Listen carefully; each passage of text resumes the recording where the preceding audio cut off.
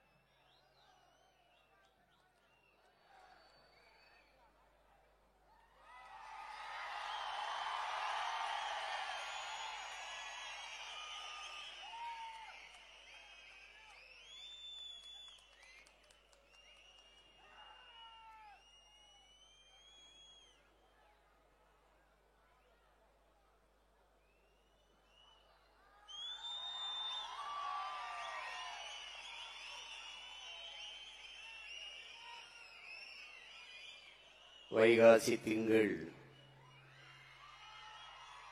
4ஆம் நாள் மே 18.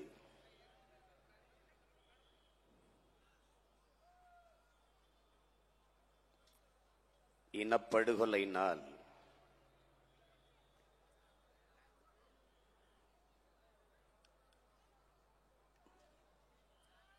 துயரம் தோய்ந்த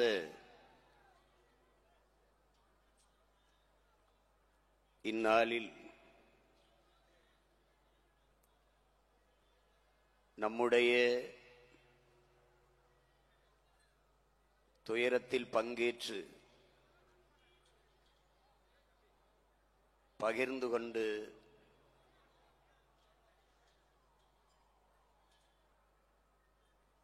ஆறுதலாக அமர்ந்திருக்கிற பெருமக்கள்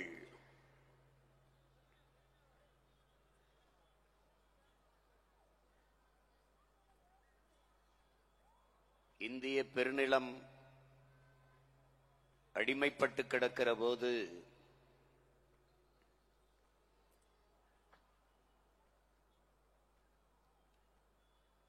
ஆயுதத்தை வைத்துத்தான் வெள்ளையன் நம்மை அடிமைப்படுத்தி இருக்கிறான். அவனுக்கு அவன் மொழியிலேயே அவன் வழியிலேயே பதில் சொல்ல வேண்டும், பாடம் புகட்ட வேண்டும் என்ற உணர்வோடு இந்திய தேசிய ராணுவத்தை கட்டி எழுப்பிய மாவீரன், கொஞ்சம் ரத்தம் தாருங்கள், நான் நிறைய சுதந்திரம் தருகிறேன் என்ற முழக்கத்தை முன்வைத்து இந்த மண்ணின் விடுதலைக்காக வீர போர் புரிந்த மறவன் சுபாஷ் சந்திர போஸ் பிறந்த மண்ணில் இருந்து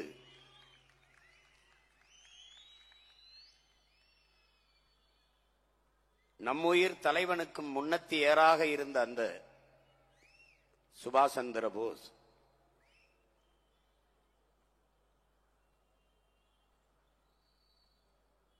அவருடைய மண்ணில் இருந்து வங்க தேசத்திலிருந்து வந்திருக்கிற போற்றுதற்கும் வணக்கத்திற்கும் உரிய பெருந்தகை இந்த மாநிலத்தினுடைய சட்டமன்ற உறுப்பினர் மனோரஞ்சன் வியாபாரி அவர்களுக்கு நம்முடைய வணக்கத்தை சொல்லிக் கொள்வதில் பெருமை அடைகிறோம். அதைப் போலவே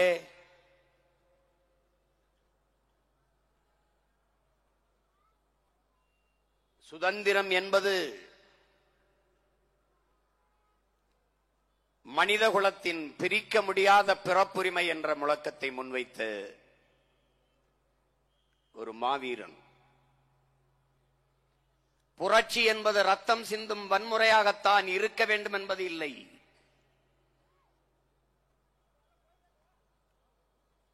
அது துப்பாக்கி தோட்டாக்களை தொழுவதும் இல்லை. அங்கு தனிநபர்கள் வஞ்சம் தீர்த்துக் கொள்ள வாய்ப்பே இல்லை. பிறகு புரட்சி என்பதுதான் என்ன?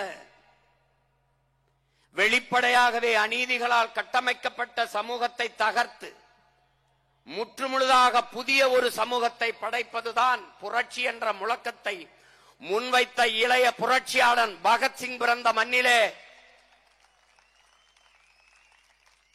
பிறந்த ஒரு மகத்தான மனிதன்.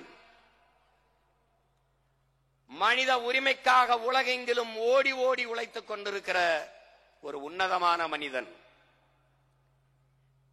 எழுத்தாளர், பேராசிரியர், நம்முடைய பேரன்பிற்குரிய பெருமகனார் ஜக்மோகன் சிங் அவர்களுக்கும் நம்முடைய வணக்கத்தை சொல்லிக் கொள்வதில் பெருமை அடைகிறோம்.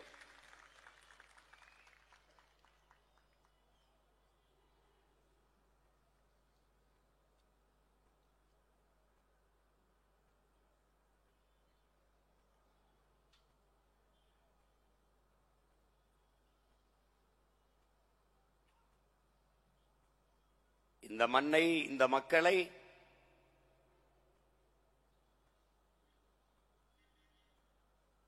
எழுச்சியும் புரட்சியும் மிகுந்த ஒரு வலிமையான வளமையான தேசமாக மாற்றி படைக்க காத்திருக்கிற என்னிலும் இளைய புரட்சியாளர்களே, என்னுயிர் தம்பி தங்கைகளே,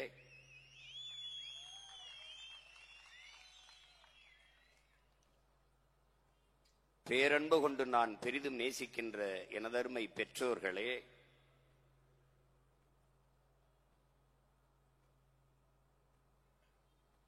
கற்றறிந்த சான்றோர் பெருமக்களே, அரசியல் ஆய்வறிஞர்களே, உலகெங்கும் வேர்பரப்பி வாழ்கிற என்னுயிர் சொந்தங்களே, எங்கள் உயிரோடும் உணர்வோடும் கலந்து வாழ்கிற என் இனமான சொந்தங்களே, உங்கள் எல்லோருக்கும் என்னுடைய வணக்கம்.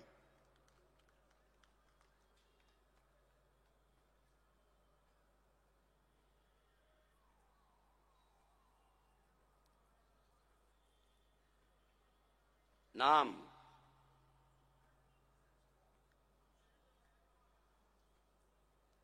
வரலாற்றில் புறக்கணிக்கப்பட்ட இனத்தின் மக்கள்.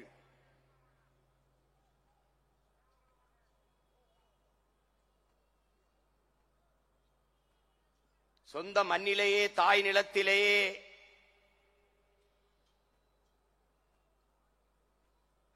நாம் தமிழர்கள் என்கிற உணர்வை இழந்ததால்,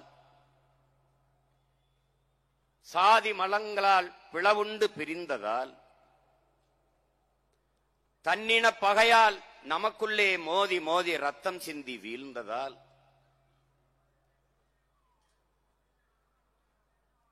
சொந்த நிலத்திலே அதிகாரமற்ற, அரசியல் வலிமையற்ற அடிமையலாக வாழ்ந்து கொண்டு இருக்கிறோம்.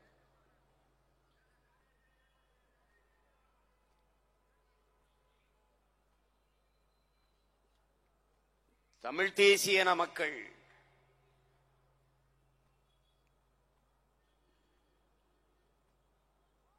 நமக்கென்று யாரும் குரல் எழுப்பவோ, நமக்கென்ற ஆதரவாக கைகள் நீட்டவோ எவருமற்ற நிலையில் தனித்து விடப்பட்ட இனத்தின் மக்கள்.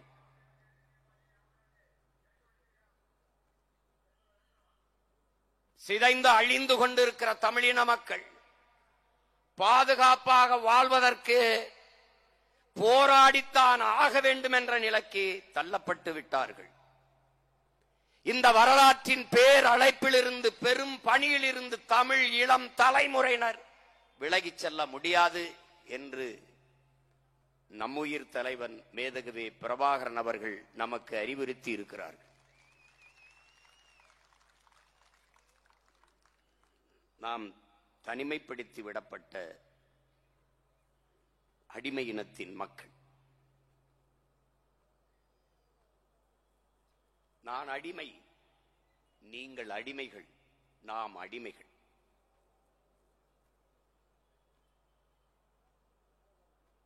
ஒருவன் அடிமையாக இருக்கிறான் என்பதை உணர்த்திவிடு, பிறகு அவனே கிளர்ச்சி செய்து போராடுவான் என்கிறார் புரட்சியாளர் அண்ணல் அம்பேத்கர் அவர்கள். அதைத்தான் 15 ஆண்டுகளாக தமிழ் இளம் தலைமுறை பிள்ளைகள் இந்த மண்ணிலே நாம் செய்து கொண்டிருக்கிறோம். முன்னைக்கு முன்னே முளைத்து முளைத்து எழுந்து கொண்டிருக்கிறோம்.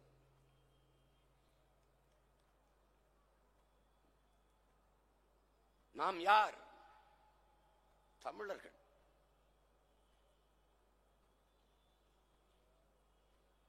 தமிழன் பெருமைக்குரியவன்.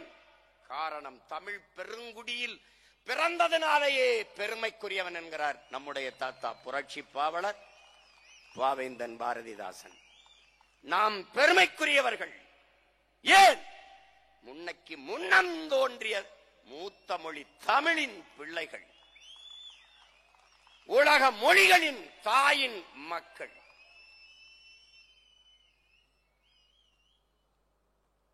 உலகிற்கு அறிவியல், நாகரிகம், தொழில்நுட்பம், வேளாண்மை, கலை, இலக்கியம், பண்பாடு அனைத்தையும் கற்றுக் கொடுத்த பேரினத்தின் பெருமக்கள்.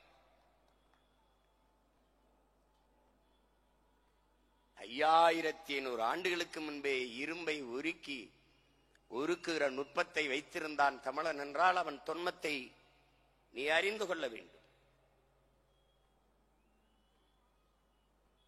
நீர் யார் என்பதை அறிய வேண்டுமானால், உன் தொன்மம் வேர் தேடி நீ செல்ல வேண்டுமானால், இன்றும் மலைகளில் பல்லாயிரக்கணக்கான பல லட்சக்கணக்கான மூலிகைகள் இருக்கிறது, தேடிப்போ. அது எதை உண்ணால் எந்த நோய் குணமாகும் என்று கண்டுபிடி.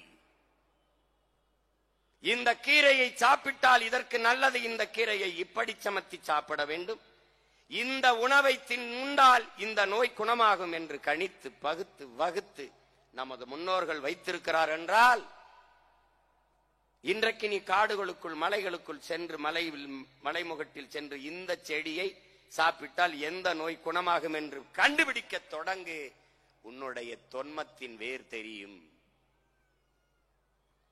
2000 ஆண்டுகளுக்கு முன்பு நம்முடைய மூதாதை வள்ளுவ பெருமகனார் தந்தருளிய மறைமொழி இன்று வரை எந்த மேதையாலும் எந்த ஆய்வறிஞனாலும் எவராலும் சொற்பிழை பொருள்பிழை எதையும் கண்டுபிடிக்க முடியாத ஒரு மானுட வாழ்க்கைக்கு நெறியை தந்த மகான் நம்முடைய மூதாதை வள்ளுவ பெருமகனார். அவனே வியக்கத்தக்கவன் என்றால் அவனுக்கு தமிழ் பயிடுத்தி வித்த ஆசிரியன் எவன் என்றார்? கம்பன், கபிலன், வள்ளுவன், இளங்கோ சங்க இலக்கிய பாக்களை தந்த பெருமக்கள் எல்லோருக்கும் தமிழ் புகட்டிய ஆசிரிய பெருமகன் யார்? தொன்ம இலக்கணம் தொல்காப்பியம் தான் என்றால் அவனை பயிற்றுவித்தவன் அவன். அவனே 100க்கு மேற்பட்ட இடங்களில் என்பனார் புலவர் என்கிறான். எனக்கு முன்னவர்கள் கூறியது போல என்று தொல்காப்பியன் சொல்கிறான் என்றால் உன்னுடைய வேரை கண்டுணர்வன் எவன்? தமிழன் என்கிற போது ஒரு திமிர்வும் நிமிர்வும் வந்தால் நீ உண்மையிலேயே தமிழன். குனிந்து கைகட்டி ஊழ கும்பிடு போட்டு வாழ்க ஒளிக கோஷம் போட்டாய் உன்னை தூக்கி சுடுகாட்டில் போட்டான்.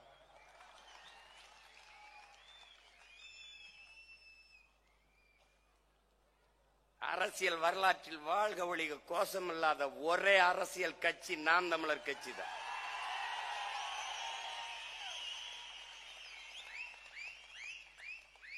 தலைவன் வாழ்க, அவன் வாழ்க, இவன் வாழ்கள் இல்லை, தமிழ்தாய் வாழ்க, தலைவர் பிரபாகரன் வாழ்க என்ற முழக்கத்தை முன்வைத்த படை நாம் தமிழர் என்பது கட்சி அல்ல. தமிழ் தேசிய மக்கள், அடிமைப்பட்ட தமிழ் தேசிய மக்களின் உரிமை மீட்சிக்கு விடுதலைக்கு போராட வந்த மக்கள் ராணுவம் என்பதை எண்ணரும் தம்பி தங்கைகள் மனசில் வைத்துக் கொள்ள வேண்டும். யார் நீ? வரலாற்றில் நீ யார்? நாம் யார்? தமிழர்கள். அறம், பொருள், இன்பம், நிபாரா, மானம், அறம், வீரம் மூன்றும் உயிரென்று வாழ்ந்த மறவர் கூட்டம் நாம். மானத்திற்காக்க உயிரையே விட்டவர்கள், அறத்தின் வழி நின்று வாழ்ந்த மறவர்கள். கடல் பட கடந்து படை பல நடத்தி உலகத்தின் பல்வேறு நிலப்பரப்பை வென்று உலகத்தின் மூன்றாவது பெரிய வல்லரசை நிறுவிய அருண்மொழி சோழன் அரசேந்திரனின் வாரிசுகள். பல்வேறு நாட்டை வென்றான். எந்த இன மக்களையும் அடிமைப்படுத்தி நமது முன்னவர்கள் ஆண்டதில்லை. ஏன்? தமிழனின் மாண்பு. வரலாற்றில் செய்தி இல்லை. தமிழர்கள் இந்த நாட்டு மக்களை, இந்த இனத்தின் மக்களை அடிமைப்படுத்தி ஆண்டார்கள் என்ற செய்தி எங்காவது உண்டா? இல்லை. பிறகு எங்களை சிங்களவன் அடிமைப்படுத்தி ஆள நினைத்தால் விடுவதற்கு இவர்கள் என்ன பூனையா, எலியா, புலிகளடா?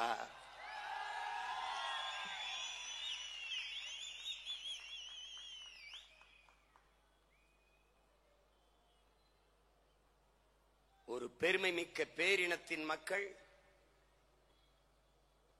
ஆழ்ந்து சிந்தித்து பாருங்களேன் அன்பு சொந்தங்களே. மூவேந்தர்களின் வாரிசுகள், சேர சோழ பாண்டியனின் பரம்பரையில் வந்தவர்கள்.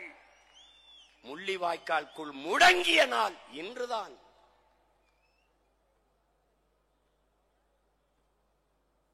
உலகாண்ட பேரினத்தின் மக்கள்.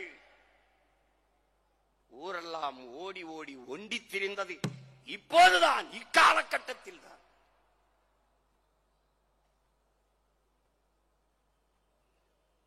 கடாரம் கொண்டவன், அவனுடைய பேரனும் பேத்திகளும் அதே நாட்டில் கடலுக்குள் கப்பலில் இருந்து கரையிறங்க முடியாமல் தத்தளித்து நின்றதும் இன்றுதான். பச்சிலங்குழந்தைகள், பால்குடி மறவாத எமது பிஞ்சுகள் பாஸ்பரஸ் குண்டுகளுக்கு செத்து கருகியதும் இன்றுதான். கோட்டை கட்டி ஆண்ட இனம் கொத்து கொத்தாக கொத்தனை குண்டுகளுக்கு செத்ததும் இன்றுதான். இன்றுதான். ஈக்கும் எறும்புக்கும் இரக்கம் காட்டியவன்,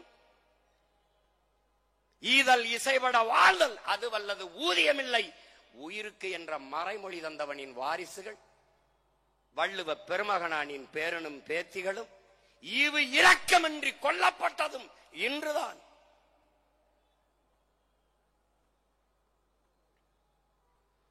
பிறப்பு ஒக்கும் எல்லா உயிருக்கும், பகுத்துண்டு பல் உயிர்கள் ஓம்புக.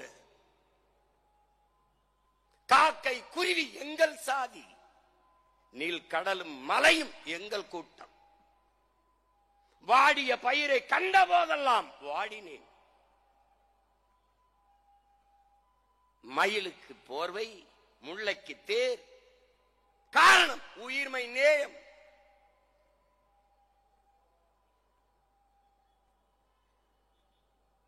உயிர்மை நேயம் கொண்ட நம் முன்னவர்கள்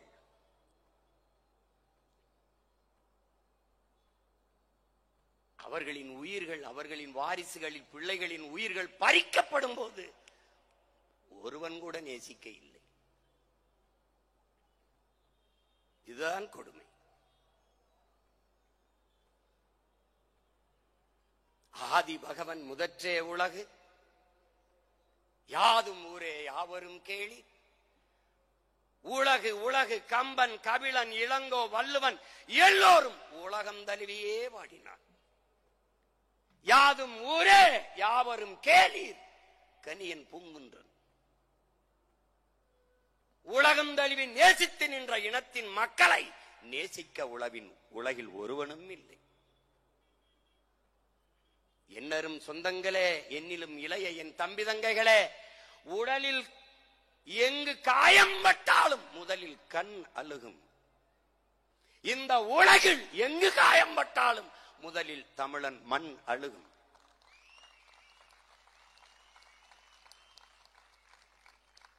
இந்த தமிழ் மண் அழுதிருக்கிறது. ஆனால் என் மண்ணும் மக்களும் மரணிக்கும் போது உலகில் ஒருவன் கூட அழவில்லை. இதுதான் வரலாற்றில் பெருந்துயரம், பெருங்கொடுமை, பெருங்கொடுமை.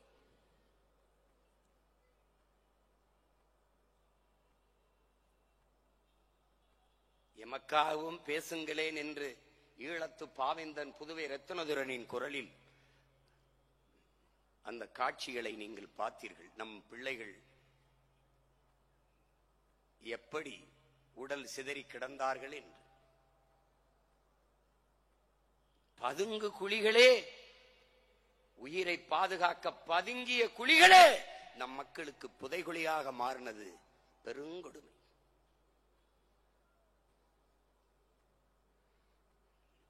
ஈழத்தாயின் மடியில் முழுக்க முழுக்க ரத்தமும் கண்ணீரும் சுமந்து பிரசவித்த அவளே தன் வயிற்றுக்குள் தன் இன பிள்ளைகளெல்லாம் வாங்கிக் கொண்ட பேரவலம் இந்த நூற்றாண்டில் நிகழ்ந்து விட்டது. கேட்க நாதி கிடையாது. மாட்டுக்கு நீதி சொன்ன மனுநீதனின், மணிநீதி சோழனின் வாரிசுகளுக்கு உலகில் நீதி சொல்ல நாதி கிடையாது.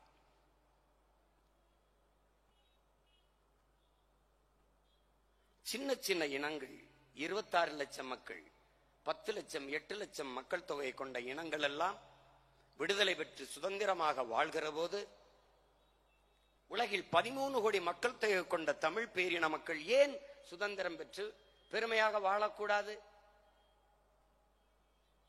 ஒரு இனம் என்றைக்கு முழுமையான விடுதலை அடையும்? அது என்றைக்கு தனக்கென்று ஒரு நாடு அடைகிறதோ அன்றுதான் அது முழுமையான விடுதலையே அடையும்.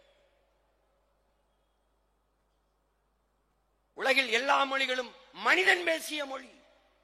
என் உயிர் தமிழ் இறைவன் பேசிய மொழி.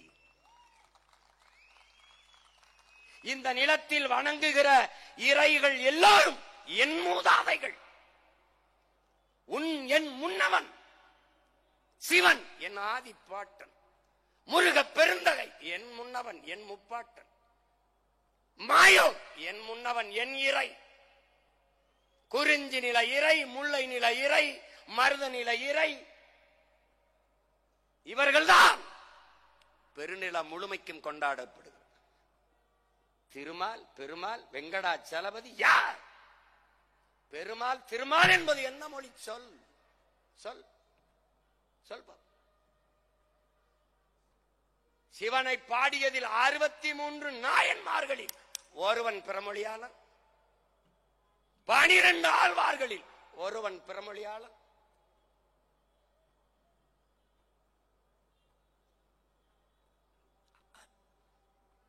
கடவுளை கடன் கொடுத்த இனத்தின் மக்களோட நாங்கள். கடவுளை கும்பிடுகிற வணங்குகிற கடவுளை உனக்கு கடன் கொடுத்த இனத்தின் மக்கள்.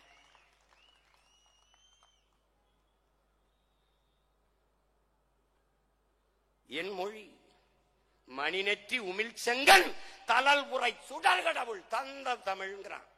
சிவபெருமானே தந்த தமிழடா தமிழ். இறையனாரும் எம்பெருமான் முருகவேலும் கட்டிக்காத்த தமிழ் சங்கம்ங்கிறான். அகத்தியரும் கட்டிக்காத்த தமிழ் சங்கம்ங்கிறான். எமது முன்னவர்களைப் போல பெருமைக்குரியவர் எவர் உண்டு? வந்திருப்பவன் இறைவன், அவன் சிவன் என்று தெரிந்தும் குற்றம் குற்றமே என்று வாதிட்ட தமிழ் புலவனின் பிள்ளைகள் நாங்கள். இறைவனே ஆனாலும் தவறு தவறுதான் என்று வாதிட்டவன். இன்னைக்கு அரசாங்கத்தை எதிர்த்து பேசுகிறார். இது ஒரு அரசு, இதுக்கு ஒரு ஆங்கம், இது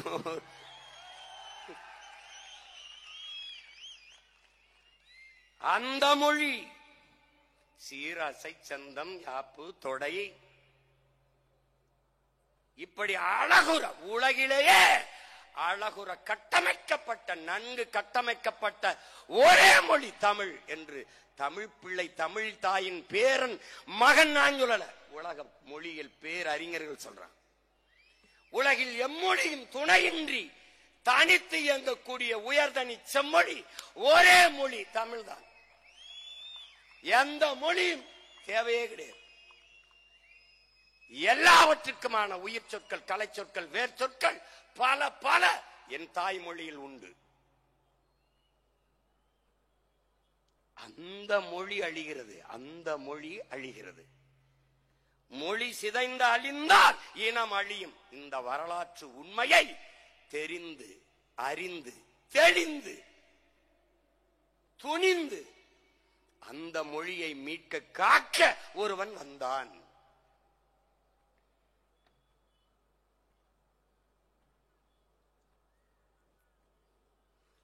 நிலத்தை இழந்தால் பலத்தை இழப்போம், பலத்தை இழந்தால் இனத்தை இழப்போம். எனவே தாய் நிலத்தை இழக்கக்கூடாது என்று அன்னை நிலத்தை அடிமை நிலையில் இருந்து மீட்க காக்க ஒருவன் வந்தான். ஒருவன் வந்தான். என் அன்பு தம்பி தங்கைகளே, கோழைகள் கூட்டத்திலும் ஒரு வீரன் பிறப்பான்.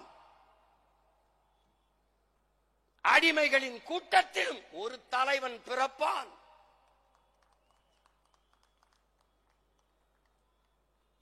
அப்படி இருள் மண்டி கிடந்த என் இன மக்களின் வாழ்க்கையில், அடிமைப்பட்டு கிடந்த அன்னை தமிழ் சமூக மக்களின் வாழ்க்கையில் அதை மீட்க காக்க எங்களிடத்திலே ஒரு மீட்பன் வந்தான்.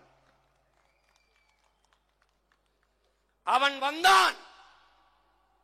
வந்தான் இந்த பூமி பந்திலே பிறந்தான். எங்கள் தாய் நிலத்திலே பிறந்தான்.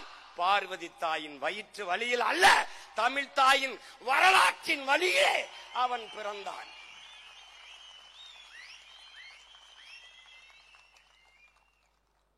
அவன் பிரபாகரன் எனும் பெயர் சொல்லை தாங்கி வந்தான். தமிழ் பேரினத்தின் வரலாறாகவே வாழ்ந்தான்.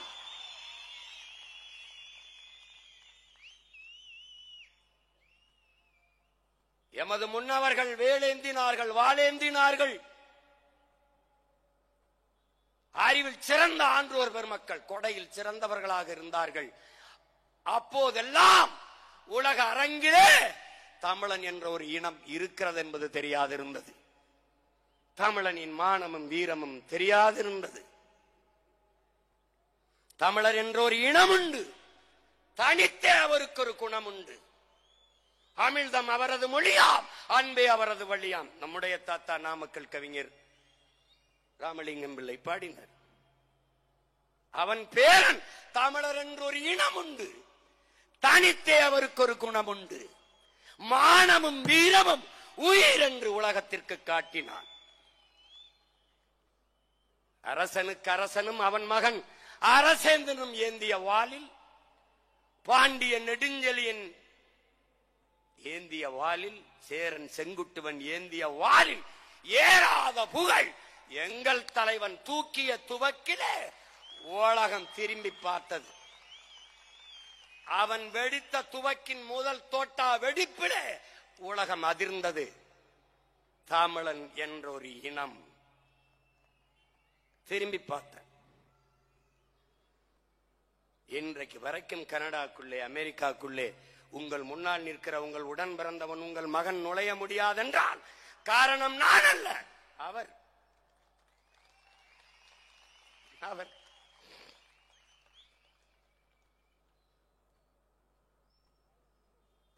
இன்றைக்கு வரைக்கும் நடுக்கம். 16 ஆண்டுகளாய்விட்டது. இன்றும் அந்த பயம் போகல.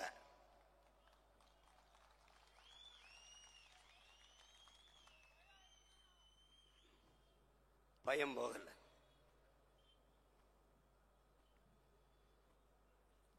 அந்த தலைவன் ஒரு கனவு வைத்திருந்தான், ஒரு கனவு கொண்டிருந்தான். 200 ஆண்டுகளுக்கு பிறகு என் இனம் எப்படி வாழ வேண்டும் என்கிற புனித கனவு. எல்லா தேசிய இனங்களையும் போல உரிமை பெற்று பெருமையோடு உயர்ந்து சிறந்து வாழ வேண்டும் என்கிற அற்புத கனவு வைத்திருந்தான். அதை உலகப் போரை நடத்தி நசுக்கினார்கள். இவர்கள்தான் இன்றைக்கு ஆண்டு கொண்டிருக்கிற ஆட்சியாளர்கள். காங்கிரஸ் கட்சி அன்றைக்கு ஆட்சியில் இருந்த பெருமக்கள் எல்லோரும் சேர்ந்து நசுக்கினார்கள்.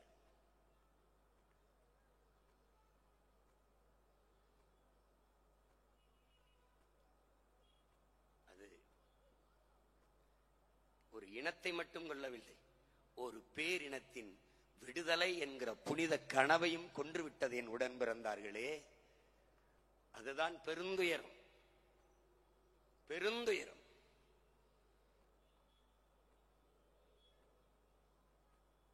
உங்கள் மனச்சான்றை சொட்டு சொல்லுங்கள். நாம் மட்டும் இல்லை என்றால் இந்த சாவை பற்றி பேச ஒரு நாவு இருந்திருக்குமா இந்த நிலத்தில் என்று நீங்கள் யோசிச்சு பாருங்கள். இப்போது தெரிகிறதா, உனக்கு தெரிகிறதா எதற்காக நாம் தமிழர் கட்சி என்பது இப்போது உனக்கு புரிகிறதா? நாமும் இல்லை என்றால் நாதியற்று போகுமடா இந்த இனம், நாதியற்று போகும். ஒருத்தம் கிடையாது.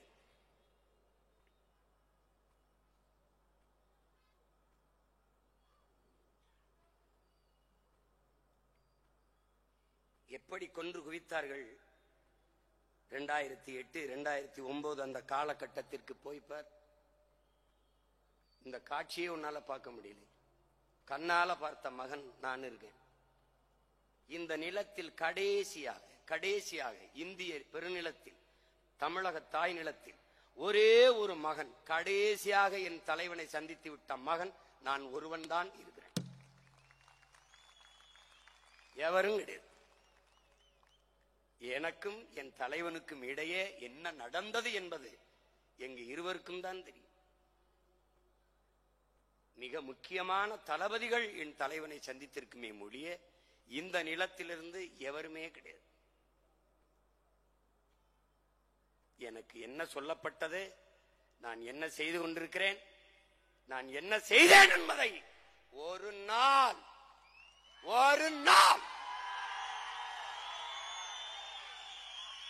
என் கனவை வென்று கையை இறுக பிடித்து தூக்குற போது நான் சொல்லுவேன் என்ன நடந்தது, என்ன நடத்த வேண்டி இருந்தது, எதை நடத்தினேன் என்பதை காட்டுவேன். அவரே போய்த்திருக்கிறார். பொறுமை என்கிற மரத்தின் வேர் எப்போதும் கசப்பாக இருக்கும், ஆனால் அதன் கனிகள் மிகவும் தித்திப்பாக இருக்கும். பொறுமை மிக அவசியம். அவரே கற்பித்தார், விமர்சனம் என்பது வெறும் கற்கள் தான், நம்மை காயப்படுத்தும் சொற்கள் அல்ல. ஒருவேளை வைரக்கற்களை விட்டு எரிந்தால் எடுப்போம், வெறுங்கற்களை விட்டு எரிந்தால் தடுப்போம், அவ்வளவுதான்.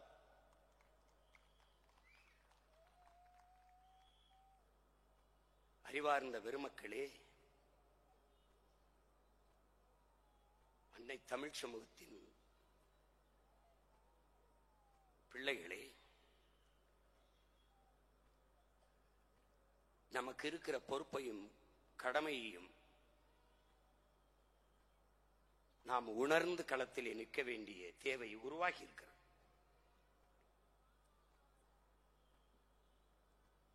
இங்கே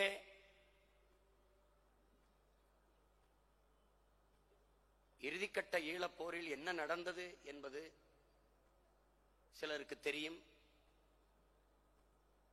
அதற்கு பின்னாடி பிறந்து வளர்ந்த பிள்ளைகளுக்கு தெரிய வாய்ப்பில்லை.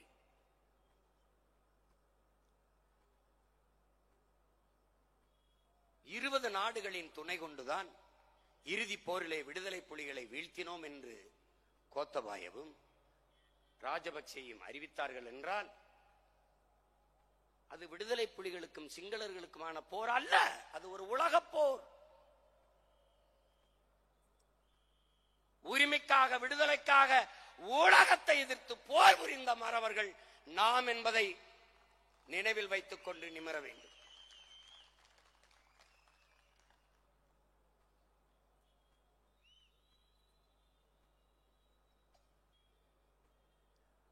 உலகத்திற்கு முன்பு விடுதலை புலிகள் பயங்கரவாதிகள் என்று சொன்னவர்கள் இங்கிருந்த தலைவர்கள் தான்.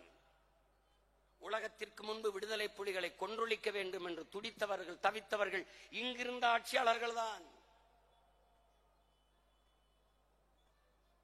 இதில் என்ன கொடுமை? நம் இனத்தை கொன்று குவித்தவர்களுக்கே வரிசையில் நின்று வாக்கு செலுத்தி அவர்களுக்கு வலிமையை கொடுத்து அதிகாரத்தை கொடுத்து அடிமையாக வாழ்கிற ஒரு இன மக்கள் உலக வரலாற்றில் உண்டென்றால் அது நாம் தான். போரை நடத்தியது யார்? ஒப்புக்கு சிங்களர்கள் கொன்றார்கள். நடத்தியது யார்? அன்றைய காங்கிரஸ் கட்சி, அதன் ஆட்சி. கூட நின்றது யார்? இன்றைய ஆட்சியாளர்கள், திமுக.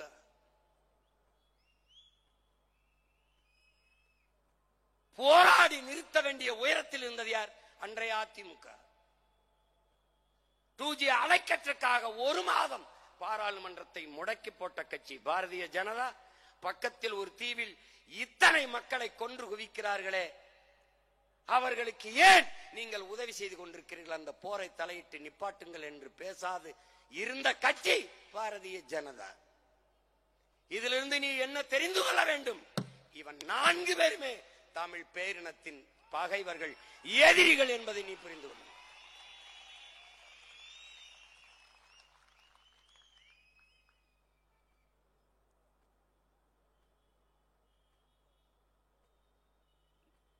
நாற்பக்கமும் பகைவர் கூட்டம், நடுவில் நம் தமிழ்தாய் என்றார் புரட்சி பாவேந்தன். ஆனால் இன்றைக்கு நாற்பக்கமும் பகைவர் கூட்டம், நடுவிலே நாம் தமிழர் கட்சி.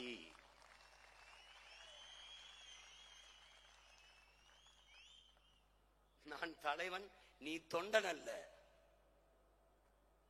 நீ ஒரு புரட்சியாளன். நீ உன் புரட்சியாளன், நான் ஒரு புரட்சியாளன். என்னையும் உன்னையும் உருவாக்கியவன் அந்த மாபெரும் புரட்சியாளன் பிரபாகரன் என்ற பெரும் புரட்சியாளன். அன்பு தம்பி தங்கைகளே, மக்களுக்காக போராடுகிறவன் தலைவன், மக்களை போராட தயார் செய்கிறவன் புரட்சியாளன். ஒரே நேரத்தில் மக்களுக்காக போராடுகிற தலைவனாகவும் போராட தயார் செய்கிறவனாகவும் இருந்தவன் நம் உயிர் தலைவன் மேதகவே பிரபாகரன் அவர்கள் தான். அந்த புரட்சியாளன் உருவாக்கிய இந்த தலைமுறை புரட்சியாளர்கள் நீயும் நானும் என்பதை மனதில் வைத்துக் கொள்ள வேண்டும்.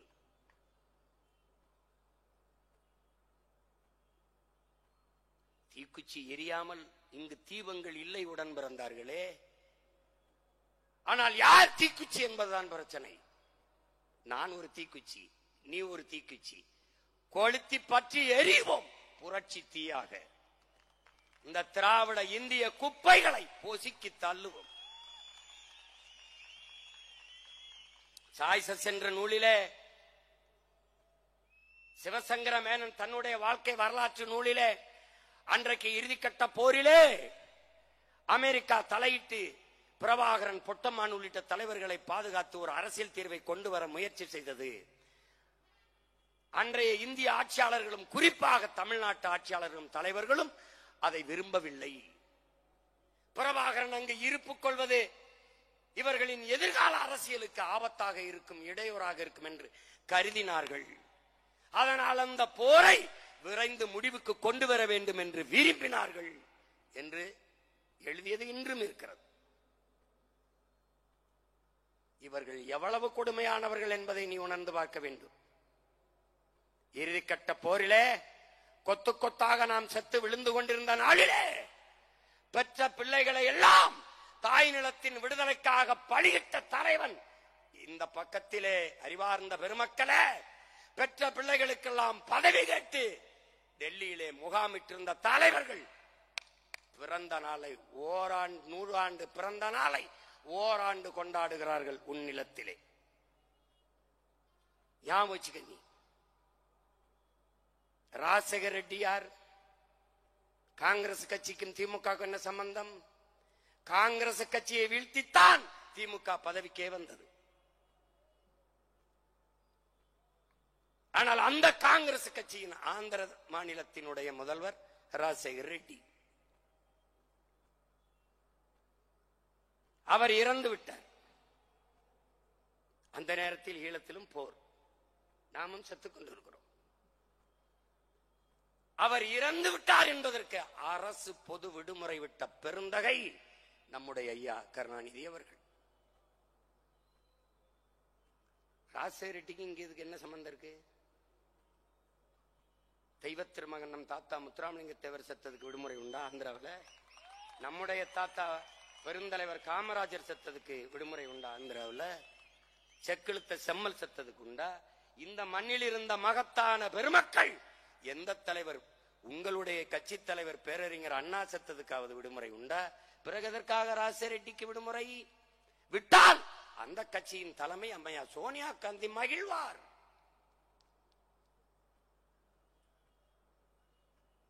மானத்தமிழ் பிள்ளைகளே, இனியாவது விழித்துக் கொள்ளுங்கள். அரை கம்பத்தில் எந்த காங்கிரஸ் கொடியை இறக்கி திமுக கொடி ஏறியதோ அதே காங்கிரஸ் கட்சிக்காக அரைக்கம்பத்தில் திமுக கொடி இறங்கி பறந்தது வரலாறு.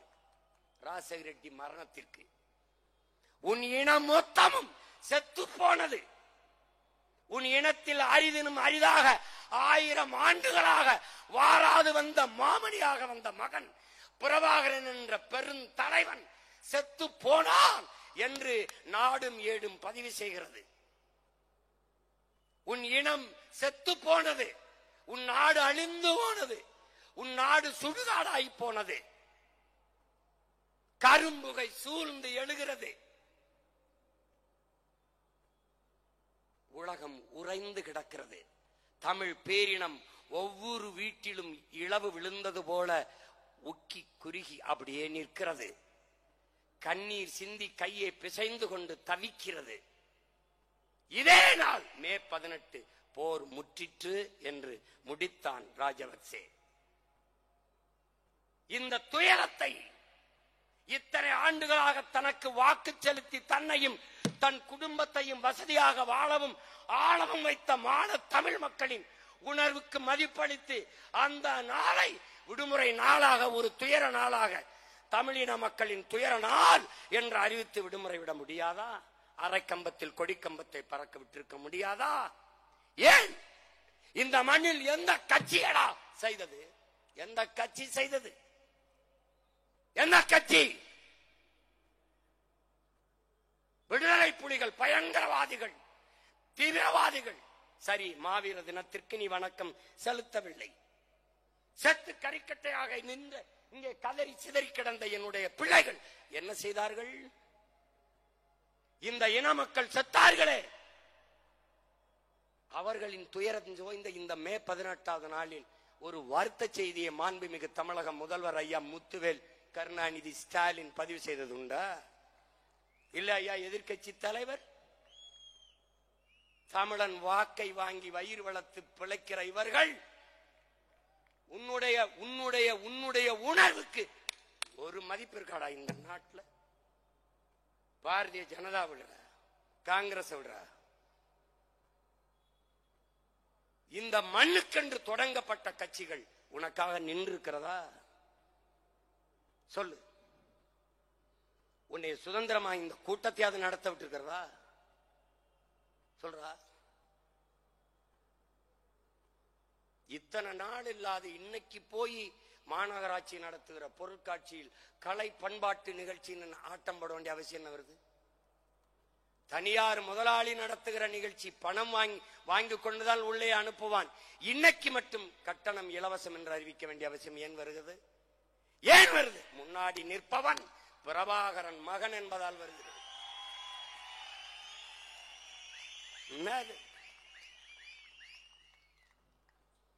கேட்க நாதி கிடையாது. ஏன் இந்த கட்சிகள் இதற்கு வணக்கம் செலுத்தலை, ஒரு அறிக்கை விடலை? ஏன் விடுவதில்லை? ஏன்? இதில் அவர்களுக்கு அரசியல் இல்லை.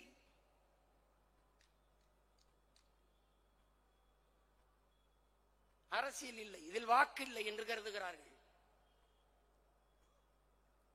அதனால்தான் சிக்கலின் உடன் பிறந்தானே, இதை பேசாது போனால் நாம் வெல்ல முடியாது என்கிற நிலையை உருவாக்காத வரை இவர்கள் பேச மாட்டார்கள்.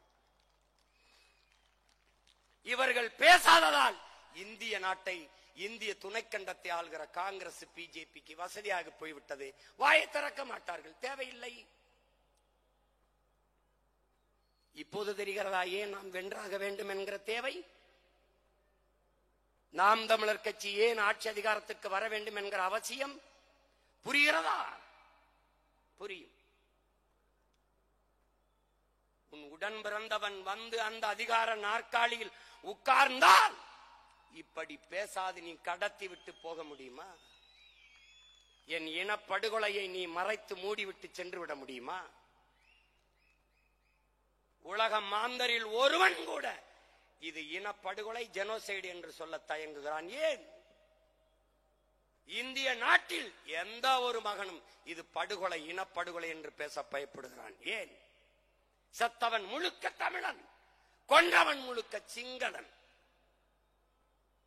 தன் ராணுவ வலிமையை வைத்து தன் மக்களை, தமிழின மக்களை கொன்று குவித்தான். அப்போது இனப்படுகொலை தானே.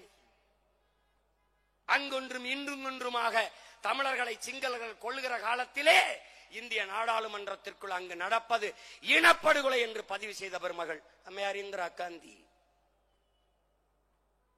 என் மொத்தமிடமும் செத்து விழுந்ததற்கு இனப்படுகொலை என்றே ஏற்கவில்லையே, போர்க்குற்றம் என்ற நிலைப்பாட்டிலே நிற்கிறார்கள். நாங்கள் அந்த போரே குற்றம் என்ற நிலைப்பாட்டில் நிற்கிறோம். அந்த போர் குற்றத்திற்கு கூட ஒரு உரிய விசாரணை இதுவரை நடக்கவில்லையே. காரணம் என்ன? இந்தியா வாய் திறக்கவில்லை.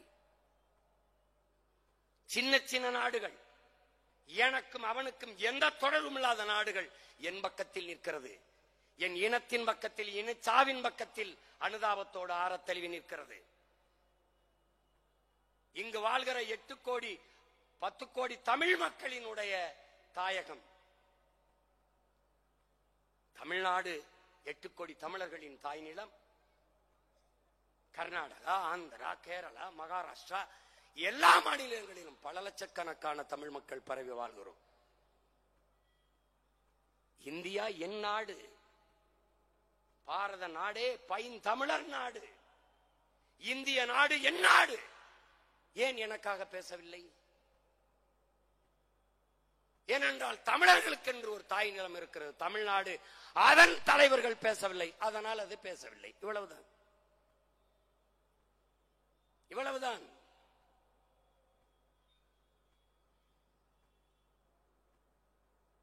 நமக்கு ஒரு பெரிய மயக்கம் இருக்கிறது, சாதி. இன்னும் ஒரு பெரிய மயக்கம் இருக்கிறது, மதம். அதற்கப்புறம் ஒரு மயக்கம் இருக்கிறது, சாராயம். பிறகு திரை கவர்ச்சி. இது நாளிலும் இருந்து தப்பிக்க முடியாத சிக்கிக்கொண்ட பூச்சிகள் போல ஆயிட்டோம். மொழி இன உணர்வு செத்து போனது. அதனாலே நம் இனம் மொத்தமும் செத்து போனது. இவ்வளவுதான். இப்போதுதான் இந்த நிலத்தில் தமிழரின வரலாற்றில் நிகழாத நிகழ்வு இப்போதுதான். தமிழ் தேசிய இனத்தில், தமிழீழ மண்ணில்தான் தமிழர்களின் ஆன்மா விழித்துக் கொண்டது என்று நம் உயிர் தலைவர் மேதகவே பிரபாகரன் அவர்கள் குறிப்பிட்டார்கள். ஆனால் இன்று தமிழர் தாய் நிலம் தமிழகத்திலும் தமிழ் தேசிய மக்களின் ஆன்மா வெளிப்புற்று எழுகிறது என்பதற்கு சான்று என் முன்னே திரண்டு அமர்ந்திருக்கிற மான தமிழ் மக்களே சான்று.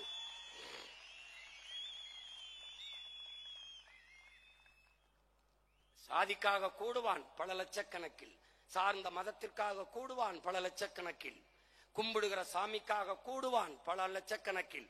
ஆனால் முதலாக வரலாற்றில் தான் பிறந்த பெருமை மிக்க தமிழன் என்கிற இனத்திற்காக இப்போதுதான் கூட தொடங்கி இருக்கிறார். இதுதான் வரலாற்றில் மாறுதல். இதுதான் புரட்சி. இதுதான் புரட்சி.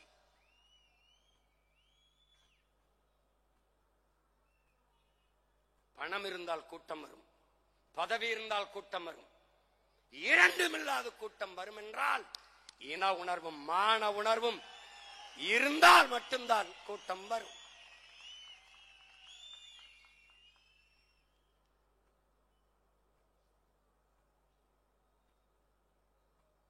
இன்றைக்கு பேசாத இவர்கள் நீ பார், இதையெல்லாம் பேசினால் தான் தமிழர்கள், மான தமிழ் மக்கள் ஓட்டு போடுவார்கள், வாக்கு செலுத்துவார்கள் என்கிற நிலை உருவானால் நம்மை முந்திக் கொண்டு பேசுவார்கள். காரணம், இவர்களுக்கு தேவை வாக்குதான், நம்முடைய வாழ்க்கை அல்ல. இவர்களுக்கு தேவை ஓட்டுதான், நம்முடைய உணர்வோ உரிமையோ அல்ல, உயிரோ அல்ல. எனக்கு முன்னால் உட்கார்ந்திருக்கிற அமர்ந்திருக்கிற நீங்கள் என் உடன் பிறந்தார்கள், என் உறவுகள்.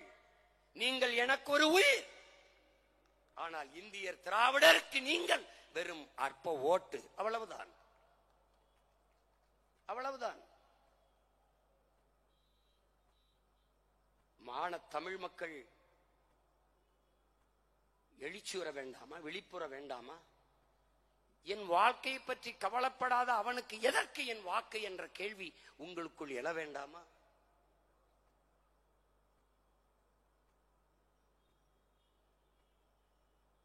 எவ்வளவு பெரிய கொடுமை!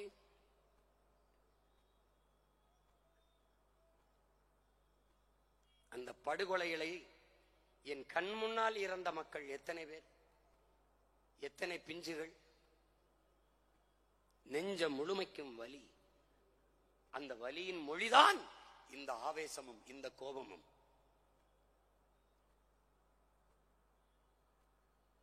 ஒரு தங்கை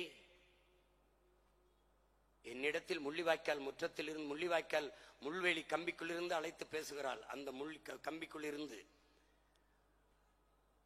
என்ன சொல்லுகிறாள்?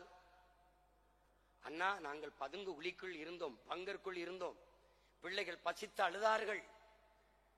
சரி, அந்த குழியின் கரையிலே அதிலே ஒரு பானையை வைத்து உலையை வைத்து வெறும் அரிசியவாது போட்டு காய்ச்சி பிள்ளைகளுக்கு கொடுத்து விடலாம் என்று அடுப்பை பத்த வைக்க அந்த பாத்திரத்தை எடுத்துக்கொண்டு நிமிர்ந்தேன். அண்ணா, பார்க்க முடியவில்லை அண்ணா, நம் சொந்தங்களுடைய நம் மக்களினுடைய கையும் காலும் குடலும் தலையும் செதறி செதறி விழுந்ததண்ணா. அப்படியே நான் மயங்கி உள்ளே குழிக்குள்ளே விழுந்து விட்டேன் என்று ஒரு மரத்தை காட்சிப்படுத்தியிருந்தான். நம் பிள்ளைகளின் குடல் அந்த மரங்களில் தொங்கிக் கொண்டிருந்தது. எப்படி மறந்து போக முடியும்? எப்படி இதை கடந்து போக முடியும்? ஆனால் மறந்து கடந்து நீ போய்விட்டாய். 16 ஆண்டுகளாகிவிட்டது. என் அருமை உடன் பிறந்தானே, நீ நினைத்து பார். ஈழ தாயகத்தில் மே 18 இதே 2009ஆம் ஆண்டு போர் முற்று பெற்று விட்டது. அவ்வளவுதான் தமிழன் என்று கொக்கரித்தார்கள். எவ்விடத்தே நாங்கள் வீழ்ந்தோம் என்று கருதினீர்களோ, உலகத்தீரே அவ்விடத்தே நாங்கள் எழுந்தோம் என்பதை காட்டுவதற்காக அதே 2010 இதே நாளில் மே 18 சாதி மத உணர்ச்சியை பின்னுக்கு தள்ளி, சாதியும் மதமும் எங்கள் அடையாளங்கள் அல்ல என்ற உணர்வை பின்னுக்கு தள்ளி நாங்கள் தமிழர்கள் என்கிற தேசிய இன உணர்வை முன்னிறுத்தி எழுந்தோம். நாங்கள் தமிழர்கள், நாம் தமிழர் என்று. அந்த நிலத்தில் இறக்கப்பட்ட புலிக்கொடியை இந்த நிலத்தில் ஏந்தி பிடித்தோம். பறக்க பறக்க உயர உயர ஒரு முழக்கத்தை முன்வைத்தோம். பறக்கட்டும் பறக்கட்டும் புலிக்கொடி, இனியேனும் இம்மண்ணில் சிறக்கட்டும் சிறக்கட்டும் தமிழ் குடி என்ற முழக்கத்தை முன்வைத்து, இது விடுதலை புலிகளின் கொடி அல்ல, தமிழ் பேரினத்தின் பரம்பரை கொடி. கரிகால் பெருவள சோழனும் அருண்மொழி சோழனும் அரசேந்திரனும் ஏந்தி பிடித்த கொடி, நம் பாட்டனின் கொடி, நம் பரம்பரை கொடி. அதை திமிருடனும் துணிவுடனும் தூக்கி பிடி.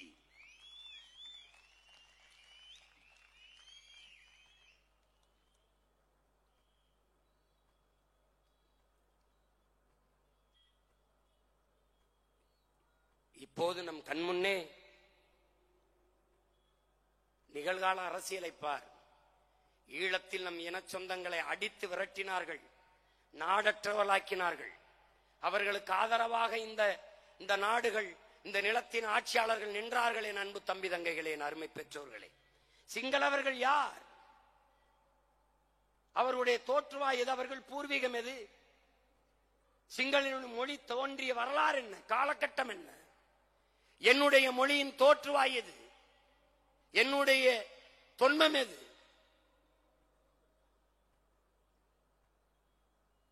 என் நிலத்திலே அண்டி ஒண்டி பிழைக்க வந்த சிங்களன் என்னை அடித்து விரட்டி நாடற்றவனாக்கினான் என்றால் அதை எப்படி சகித்துக் கொண்டு வாழ்வது? எப்படி வாழ்வது? ஆனால் இந்த நாடுகள் எல்லாம் சிங்களர்களுக்கு ஆதரவாக நின்றது.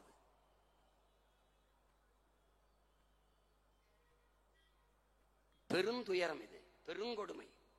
அங்கு அடித்து விரட்டினார்கள், இங்கு நம்மை ஆக்கிரமித்து விரட்டுகிறார்கள். முற்றுமுழுதாக நம் மொழி அழித்து ஒழிக்கப்பட்டு விட்டது. தமிழர்கள் நமக்கு தமிழ் எழுத படிக்க வரவில்லை, பேச தெரியவில்லை. ஆங்கிலம் கலவாமல் பேச முடியாது. தமிழையே ஆங்கிலத்தில் தான் எழுதுகிறோம். இந்த மண்ணிலே ஈவே ராமசாமி என்கிற ஒருவர் சாதித்த ஒன்றே ஒன்று, இது ஒன்றுதான். தமிழ் சனியனை ஒழியுங்கள் என்றால் ஒழித்து விட்டார்கள் திராவிடர்கள். அவருடைய சாதி மறுப்போ, கடவுள் மறுப்போ, சமூக நீதியோ, பெண்ணிய உரிமையோ வெல்லவில்லை. தமிழ் ஒழிப்பில் வென்று விட்டார்கள். தமிழோடு ஆங்கிலம் கலந்து கலந்து பேசு என்றார், சாதித்து விட்டார்கள். தமிழை ஆங்கிலத்திலே எழுது என்றார், சாதித்து விட்டார்கள். தமிழக முதலமைச்சர் மாண்புமிகு ஐயா ஸ்டாலின் அவர்கள் வர்த்தக பெருமக்களின் மாநாட்டிலே, வணிக பெருமக்களின் மாநாட்டிலே, நீங்கள் தமிழிலே பெயர் வையுங்கள், எப்படி ரெயின்போ என்பதை ரெயின்போ என்று எழுதுங்கள் என்று சொல்கிறார். வானவில் என்று எழுதுங்கள் என்று சொல்லவில்லை. இதுதான் தங்கிலீசு, தமிங்கிலம். திட்டமிட்டு உன் தாய்மொழியை அழித்து முடித்து விட்டார்கள். தமிழ் மீட்சியே தமிழர் எழுச்சி. தமிழ் மீட்சியுற வேண்டுமானால் தமிழன் அதிகாரத்துக்கு வர வேண்டும். தமிழன் ஆளும் போதுதான் தமிழ் எழுச்சியுறும், மீட்சியுறும். அப்ப இவர்கள் தமிழர்கள் இல்லையா, தமிழர்களா இல்லையா என்பதை அவர்கள் ஆட்சியில் வைத்துப்பார். தமிழனா பிறந்து விட்டவன் எல்லாம் தமிழன் அல்ல, என் உடன் பிறந்தானே. எவன் தமிழுக்கும் தமிழனுக்கும் இறுதி வரை உறுதியாக நின்று போராடுகிறானோ, உழைக்கிறானோ, அவன்தான் தமிழன்.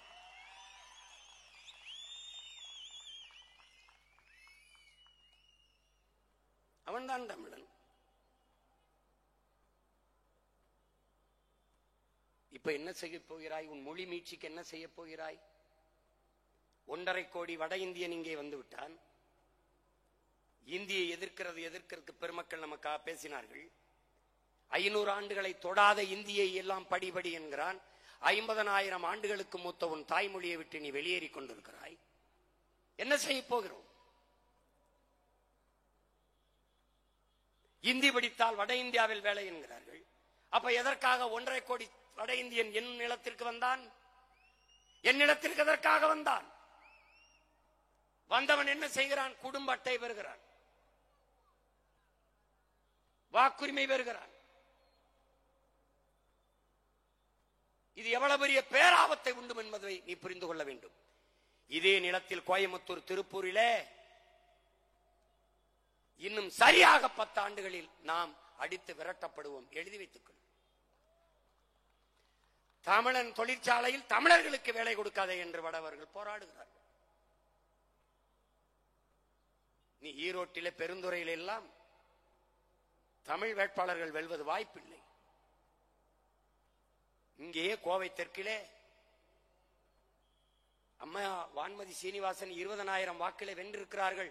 அந்த 20,000 வாக்கும் வட இந்தியர்கள் வாக்கு. இந்த நிலத்தின் அரசியலையும் அதிகாரத்தையும் அவன் தீர்மானிப்பான். நீ இந்தி பேசக்கூடிய இன்னொரு மாநிலமாக இது மாற்றப்படும். நீ அடித்து விரட்டப்படுவாய். ஈழத்தில் அடித்து விரட்டப்படும் போது ஏதிலியாக வந்து நிற்கவாவது இங்க ஒரு இடம் இருந்தது. ஆனால் இங்கிருந்து விரட்டப்பட்டால் நீ எங்கு செல்வாய் என்று, எங்கு செல்வாய் என்று ஒரு நொடி சிந்தித்து பார்க்க வேண்டும்.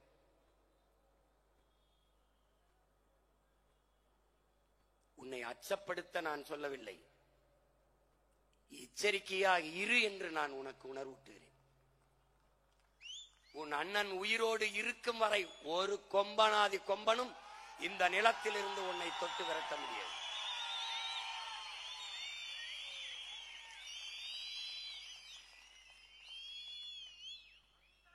நீ விழித்துக் கொள்ள வேண்டும். விழிப்புற்று இருப்பதே விடுதலையின் விழிப்புணர்வே விடுதலையின் முதற்படி என்கிறார் நம்முயிர் தலைவர் மேதகுவே பிரபாகரன் அவர்கள். கவனமாக இருக்கணும்.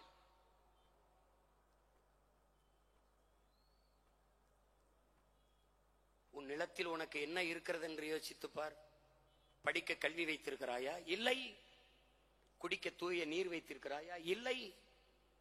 பார்க்க சரியான மருத்துவம் வைத்திருக்கிறாயா? இல்லை. பயணிக்க பாதை இருக்கிறதா? இல்லை. படித்தால் வேலை இருக்கிறதா? இல்லை. நீ சாப்பிடுகிற உணவு உணவுதானா? அதுவாவது உனக்கு தெரியுமா? இல்லை. நீ நஞ்சை உண்டு கொண்டிருக்கிறாய். நஞ்சை உண்டு கொண்டிருக்கிறாய். நீர் என்று விஷத்தை அருந்திக் கொண்டிருக்கிறாய். காற்றென்று கந்தக தூசியை சுவாசித்துக் கொண்டிருக்கிறாய். 100 மரணத்தில் 90 மரணம் புற்று. 3 வயது குழந்தைக்கு புற்று. காரணம், தாயின் பாலில் இருந்து வந்த தொற்று. தாய்ப்பால் எப்படி விஷமானது? அவள் உண்ட உணவு விஷமானது. யாருக்கு இதை பற்றி கவலை உண்டு? காடுகளை அழித்தால் நட்டு வளர்க்கலாம். நீரை உறிஞ்சி வித்தால் தேக்கி வைத்து விட்டு செத்து போகலாம். மணலை எப்படி உருவாக்குவாய்? இயற்கையின் அரும்பெரும் குடை, அதை எப்படி உருவாக்குவாய்? மழை இல்லாத நிலம், பாலைவனம். நீ படிக்கவில்லையா? கற்கவில்லையா? என்னத்தை படித்து கிழித்தாய்? உனக்கு மூளை என்ற உறுப்பு எதற்கு? மழை இல்லாத நிலம், பாலைவனம். மழை இல்லை என்றால் மழை பெற முடியாது என்கிற அறிவியல், உயிரியல், இயற்பியல், வேதியியல் உண்மை எதுவுமே தெரியாதா? தெரியாதா? உன்னால் உருவாக்க முடியாத ஒன்றை உனக்கு அளிக்கிற உரிமையை எவன் கொடுத்தது என்ற கேள்வி ஏன் உனக்கு எழவில்லை? மலையை வெட்டி விற்கிறவன், குவாரி வைத்திருக்கிறான், செல்வந்தன், சமூக மதிப்புள்ளவன். மண்ணள்ளி வித்தவன் மாபெரும் பணக்காரன், சமூக மதிப்புள்ளவன். இதை தடுக்க போராடுகிற நீயும் நானும் குற்றவாளிகள். ஜாபர் அலியும் ஜாகிர் ஹுசைனும் கொல்லப்படுகிறார்கள் இந்த நாட்டிலே. எதை நோக்கி போகிறதா இந்த நாடு?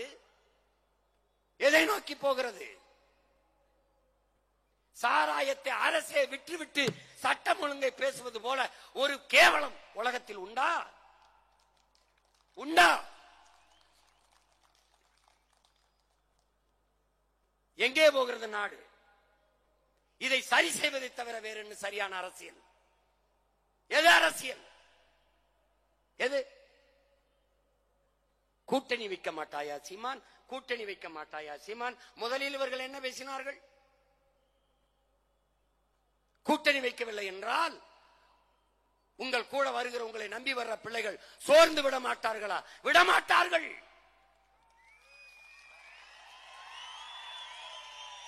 ஏன்? எனக்கும் அவர்களுக்கும் இருக்கிறது சோற்று பசி அல்ல, சுதந்திர பசி. எனக்கும் அவர்களுக்கும் இருக்கிற பசி வயிற்று பசி அல்ல, வரலாற்றின் பசி. 1000 ஆண்டுகளுக்கு மேலே எமது முன்னவர்கள் தூக்கி சுமந்து வந்த விடுதலை பசி, பெருங்கனவு, அறம் சார்ந்த மறவர்களின் ஆட்சி என்ற புனித கனவு பசி. பசி, பஞ்சம், ஊழல், லஞ்சம், கொலை, கொள்ளை, சாதிய இழிவு, தீண்டாமை, அடக்குமுறை, ஒடுக்குமுறை, மதுமத போதை, பாலியல் வன்கொடுமை, இது ஏதுமற்ற தூய ஒரு தேசம் படைக்க வேண்டும் என்கிற லட்சிய பசி. கூட்டணி இல்லாமல் எப்படி வெல்வாய் என்று கேட்கிற பெருமக்களே, கொள்கை இல்லாமல் எப்படி வெல்வாய் என்று ஒரு முறை கூட நீங்கள் கேட்காதது ஏன்? ஏன்? கூட்டணி வைத்தால் எல்லாம் செய்வது சரியாகி விடுமா? கூடி கொள்ளையடித்தால், கூடி கொலை செய்தால் சரியாகி விடுமா? மாற்று. எதிலிருந்து மாற்று? யாரிடமிருந்து மாற்று? எப்படிப்பட்ட மாற்று? மாற்று மாற்று என்று வந்தவர்கள் எல்லாம் இந்த திமுக, அதிமுக, இந்த காங்கிரஸ், பிஜேபியோட கூட்டணி வைத்து வைத்து வைத்து ஏமாற்றாக போனதுதான் மிச்சம். என் நிலத்தின் உரிமை என்ன இருக்கிறது? கல்வி, மானுட உரிமை, மாநில உரிமை. பறித்துக் கொண்டு போனது யார்? காங்கிரஸ், அம்மையார் இந்திரா காந்தி. கொண்டு போகும்போது வேடிக்கை பார்த்தது யார்? இதே திமுக. கச்சத்தீவு பறித்தது எடுத்து கொடுத்தது காங்கிரஸ். ஆட்சியில் இருந்து வேடிக்கை பார்த்தது இதே திமுக. பறித்தவன் பறி கொடுத்தவன். எப்படி? அவன் எதிரி, இவன் துரோகி. இதை வேடிக்கை பார்த்து நின்றவன் யார்? இந்த கட்சிகள் தான். சிஏஏ அவர்தான், என்ஐஏ அவர்கள்தான், நீட்டியது அவர்கள்தான், ஜிஎஸ்டி அவர்கள்தான், கூட இருந்து கும்மி அடித்தது இவர்கள்தான். என்னடா மாற்றம்? அங்கும் ஊழல், இங்கும் ஊழல், அங்கும் லஞ்சம், இங்கும் லஞ்சம், அங்கேயும் பஞ்சம், இங்கேயும் பஞ்சம், அங்கேயும் திருட்டு, இங்கேயும் திருட்டு, அங்கேயும் இருட்டு, இங்கேயும் இருட்டு. வேற என்ன? அங்கேயும் சாராயம், இங்கேயும் சாராயம். என்ன மாற்று? திமுக அதிமுகவுக்கு என்ன மாற்று? அங்கே கொடியில் அண்ணா இருப்பார், இங்க அதுவும் இருக்க மாட்டார். அவ்வளவுதான். அவர்கள் ஆட்சியில் 60 ரூபாய் கமிஷன், இவர்கள் ஆட்சிக்கு வந்தா கூட 40 ரூபாய் சேர்த்து 40 ரூபாய் கமிஷன். அது கார்டு அண்ட் ரேட், இது ஃபார்மாலிட்டிஸ். இதானடா பார்ட்டி சேஞ்ச். பாரதிய ஜனதா காங்கிரஸ் வேறுபாடு, ஒரே ஒரு கொள்கையில் மாறுபாடு. நீட்டை கொண்டு வந்தது காங்கிரஸ், செயல்படுத்தியது பாரதிய ஜனதா. என்ஐஏ கொண்டு வந்தது காங்கிரஸ், செயல்படுத்தியது பாரதிய ஜனதா. என்ஆர்சியை கொண்டு வந்தது காங்கிரஸ், செயல்படுத்தியது பாரதிய ஜனதா. அவர்கள் பெற்று பேர் வைத்தார்கள், இவர் ஹார்லிக்ஸ் போன்விட்டா கொடுத்து வளர்க்கிறார். அவ்வளவுதான். அவ்வளவுதான். என் உடன் பிறந்தானே. என்ன செய்வாய்? திமுக அதிமுகவில் என்ன வேறுபாடு கண்டாய்? என்ன வேறுபாடு கண்டாய்? உன் மொழி செத்து போனது. யாரையாவது ஒருவர் கவலைப்பட சொல்றார். சாலையில் நீ பயணிக்கிறாயே என் உடன் பிறந்தவனே, தமிழ் தாயின் பிள்ளையே, நீ இருபக்கமும் சாலையில் பயணிக்கும் போது கடையில் இருக்கிற விளம்பர பலகையை படி. உனக்கு கோபம் வந்தால் என் கையை இறுக பிடி, என் கையை இறுக பிடி. இதில் கோபமே வரவில்லை என்றால் சற்று தள்ளி நில்லுங்கள். கோபம் வந்தால் தயவு செய்து எங்களோடு வந்து நில்லுங்கள். படித்து பார், ஒரு இடத்திலேயாவது உன் தாய்மொழி இருக்கிறதா என்று. உன் கண்முன்னே உன் தாய் சிதைத்து அழிக்கப்பட்டு விட்டாளடா, அழிக்கப்பட்டு விட்டாள். உன் கண்முன்னே உன் இனம் கொன்றொழிக்கப்பட்டு விட்டது. உன்னால் ஒன்றும் செய்ய முடியவில்லை. உன் கண்முன்னே உன் வளங்கள் களவு போய் கொண்டிருக்கிறது. நாளெல்லாம் பொழுதெல்லாம் எங்கள் செல்வம் கொள்ளை கொண்டு போகவோ, நாங்கள் இங்கு சாகவோ, அழுது கொண்டு இருப்போமோ, ஆண் பிள்ளைகள் அல்லமோ, உயிர் வெல்லமோ என்று பாடு நான் பாட்டன் பாரதி. போய்விட்டது உன் செல்வங்கள். அவன் அடிமை இந்தியாவில் பாடினானடா, நீ விடுதலை பெற்ற இந்தியாவில் இருக்கிறாய். தர்மமே வெல்லும் எனும் சான்றோர் சொல் பொய்யாமோ, கர்ம விளைவுகள் யாம் கண்டதெல்லாம் போதாதோ என்று கதறினான். எங்கடா தர்மம் இருக்கிறது? எங்கே இருக்கிறது என் உடன் பிறந்தவனே? இந்த அரசியலை செய்யவா நீனும் நானும் பிறந்தோம்? நாம் எப்போது பிறந்தோம்? இதே நாளில் லட்சக்கணக்கான நம் இனத்தின் பிணத்துக்கிடையிலே பிரசவமான பிள்ளைகளடா நீயும் நானும். நம் தாய் தந்தையரின் கண்ணீரிலும் ரத்தத்திலும் கருக்கொண்ட பிள்ளைகளடா நாம் ஆள் மாற்றத்திற்கு, ஆட்சி மாற்றத்திற்கு வந்த ஆட்கள் அல்ல. அதற்கு வந்த அரசியல்வாதிகள் அல்ல. அடிப்படை அமைப்பு அரசியல் மாற்றத்திற்கு வந்த லட்சியவாதிகள், புரட்சியவாதிகள். ஐயா ஸ்டாலினை வீழ்த்தி ஐயா எடப்பாடியை உட்கார வைப்பது, எடப்பாடி ஐயா வீழ்த்தி ஐயா ஸ்டாலினை உட்கார வைப்பது இல்லை. இந்த கோட்பாட்டையே வீழ்த்தி புதிய ஒரு கோட்பாடு, புரட்சிகர அரசியல் கோட்பாடு, பெருந்தலைவன் பிரபாகரன் கண்ட பெருங்கனவை கட்டி எழுப்புகிற கோட்பாடு, தீய ஆட்சி முறையை ஒழித்து தூய ஆட்சி முறையை மலரச் செய்கிற மகத்தான கோட்பாடு. அதுதான் நாம் தமிழர் கட்சியின் லட்சிய கோட்பாடு.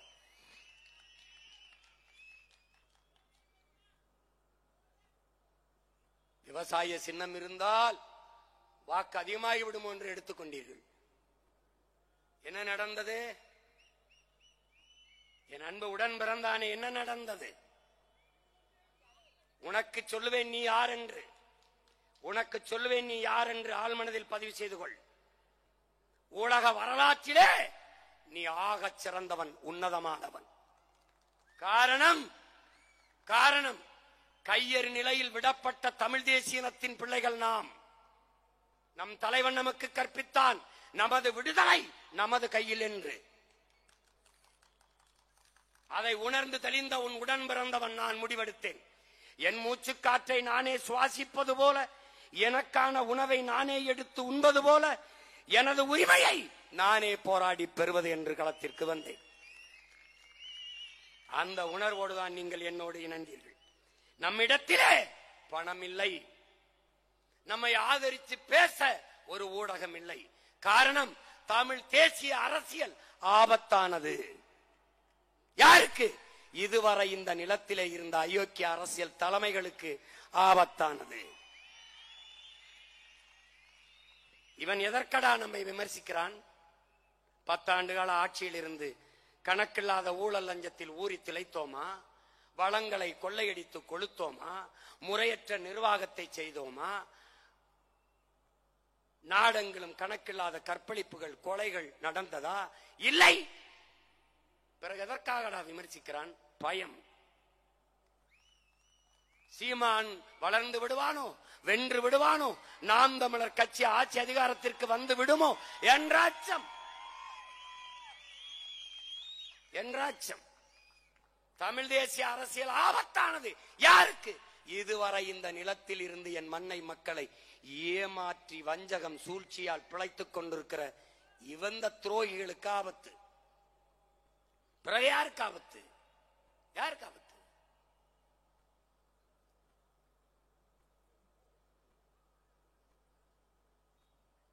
எது அரசியல்? எது நமக்கான அரசியல்? எதை செய்ய நாம் வந்தோம்? எதை செய்ய வந்தோம்? இந்த அரசு நிலத்தில் அரசியல் என்ன? போனஸ், மானியம், சலுகை, இலவசம், சாதி, மதம், சாராயம், பணம். இதை தவிர வேற ஏதாவது சொல், வேற ஏதாவது சொல் அரசியல் இல்லை. இங்கே செய்தி அரசியல் மட்டும்தான், செயல் அரசியல், சேவை அரசியல் இல்லை. இங்கே தேர்தல் அரசியல், கட்சி அரசியல் மட்டும்தான், மக்கள் அரசியல் இல்லை. நாம் பதவிக்காக வந்தவர்கள் அல்ல, நம் மக்களின் உதவிக்காக வந்தவர்கள். நாம் பணத்திற்காக வந்தவர்கள் அல்ல, நாம் பிறந்த பெருமை மிக்க இனத்திற்காக வந்தவர்கள். நாம் மக்களை வைத்து பிழைக்க வந்தவர்கள் அல்ல, அந்த மக்களின் உயர்வுக்காக உழைக்க வந்தவர்கள். இதை நினைவில் வைத்துக் கொண்டு நீ களத்திலே நிற்க வேண்டும். நீ யார்? கட்சி தொடங்கி இன்றோட 15வது ஆண்டு காலெடுத்து வைக்கிறது நமது கட்சி. முதல் 5 ஆண்டுகள் தேர்தல் களத்திற்கு வரவில்லை, மக்கள் களத்திலே நின்றோம். நன்றாக பார். 2016 234 தொகுதியிலே நிற்க ஆட்கள் இருக்கிறார்களா என்று கேள்வி பேசினார்கள். சீமானிடத்திலே முதலில் 234 பேர் இருக்கிறானா என்று கேள்வி பேசினார்கள். இரட்டை மெழுகுவர்த்தி என்ற ஒரு சின்னம், நான் கேட்ட சின்னம் எதையும் தரவில்லை. மயிலை கேட்டேன், தேசிய பறவை என்றார்கள். புலியை கேட்டேன், தேசிய விலங்கு என்றார்கள். அப்புறம் எதற்கு தேசிய மலரை பாரதிய ஜனதாவுக்கு கொடுத்தீர்கள் என்றேன். பதிலே இல்லை. காளை மாட கொடுங்கள் என்றேன், உயிருள்ள எதையும் கொடுக்க முடியாது என்றார்கள். அப்ப யானையை எதற்கு மாயாவதி அம்மையாருக்கு கொடுத்தீர்கள், சிங்கத்தை எதற்கு ஃபார்வர்ட் பிளாக்கு கொடுத்தீர்கள் என்றேன். அது முன்னாடி நடந்து விட்டது என்றார்கள். உங்களுக்கு நான் பின்னாடி பிறந்ததான் பிரச்சனையா என்று கேட்டேன். பதிலே இல்லை. கடைசியாக போங்கள் உங்களுக்கு ஒரு சின்னம் தருகிறோம் என்றார்கள். இரட்டை மெழுகுவர்த்தி. ஓட்டுக்கு ஒத்த ரூபாய் காசு இல்ல, துண்டறிக்கை அடிக்க கூட காசு இல்ல, வயிற்றை நிரப்பிக்கொள்ள கூட வழி இல்லை. நடந்தோம் நடந்தோம், வேர்க்க விறுவிறுக்க ரத்தத்தை வேர்வையாக சிந்தி வீதி வீதியாக. இவ்வளவு பெரிய படையும் அன்று இல்லை. வெறும் 4,50,000 வாக்குகள் தான். 1.1 விழுக்காடு, 1.1 விழுக்காடு தான். உலக வரலாற்றிலே என் உடன் பிறந்தவனே, பேரன்பு மிக்க என் பெற்றோர்களே, 1 விழுக்காடு வாக்கை பெற்ற ஒரு அரசியல் கட்சி உலகத்திலே உயிரோடு இருந்ததில்லை. இந்திய பெருநிலத்தில் குறிப்பாக தமிழ்நாட்டில் 1.1 வாங்கிய கட்சி இருந்ததில்லை. ஒன்று இறந்து போகும், இல்லது எவதோ ஒரு கட்சியோடு ஒட்டுக்கட்சியாக போய் நின்று 1 சீட்டு 2 சீட்டை வாங்கி கொண்டு நத்தி நக்கி பிழைக்கும்.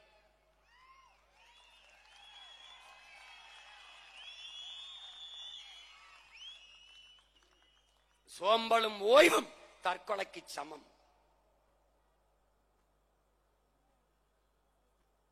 அந்த சோறு வரும்போதெல்லாம் என் கண்முன்னே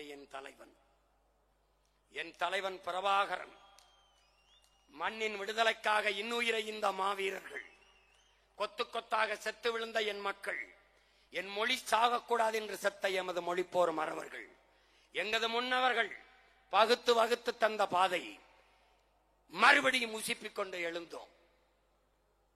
2019 பாராளுமன்றம் 17,50,000 வாக்குகள், 5 விழுக்காடை தொட்டோம். பிறகு 21 சட்டமன்றம். அப்போது ஒரு விவசாயி என்று ஒரு சின்னத்தை கொடுத்தார்கள். 19 தேர்தலிலும் தோற்றோம். இடையில் நடந்த எல்லா இடைத்தேர்தலிலும் போட்டிட்டது.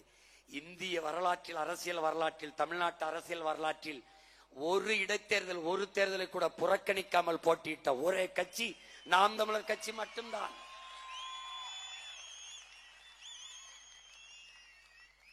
காரணம், தோல்வி எங்களுக்கு தோல்வி அல்ல, பயிற்சி. வெற்றியையும் தோல்வியையும் சமமாக கருதுகிறவன் எவனோ அவனே உண்மையாக வீரன், அவனே உண்மையான வீரன். எங்களுக்கு 2-1 தான்.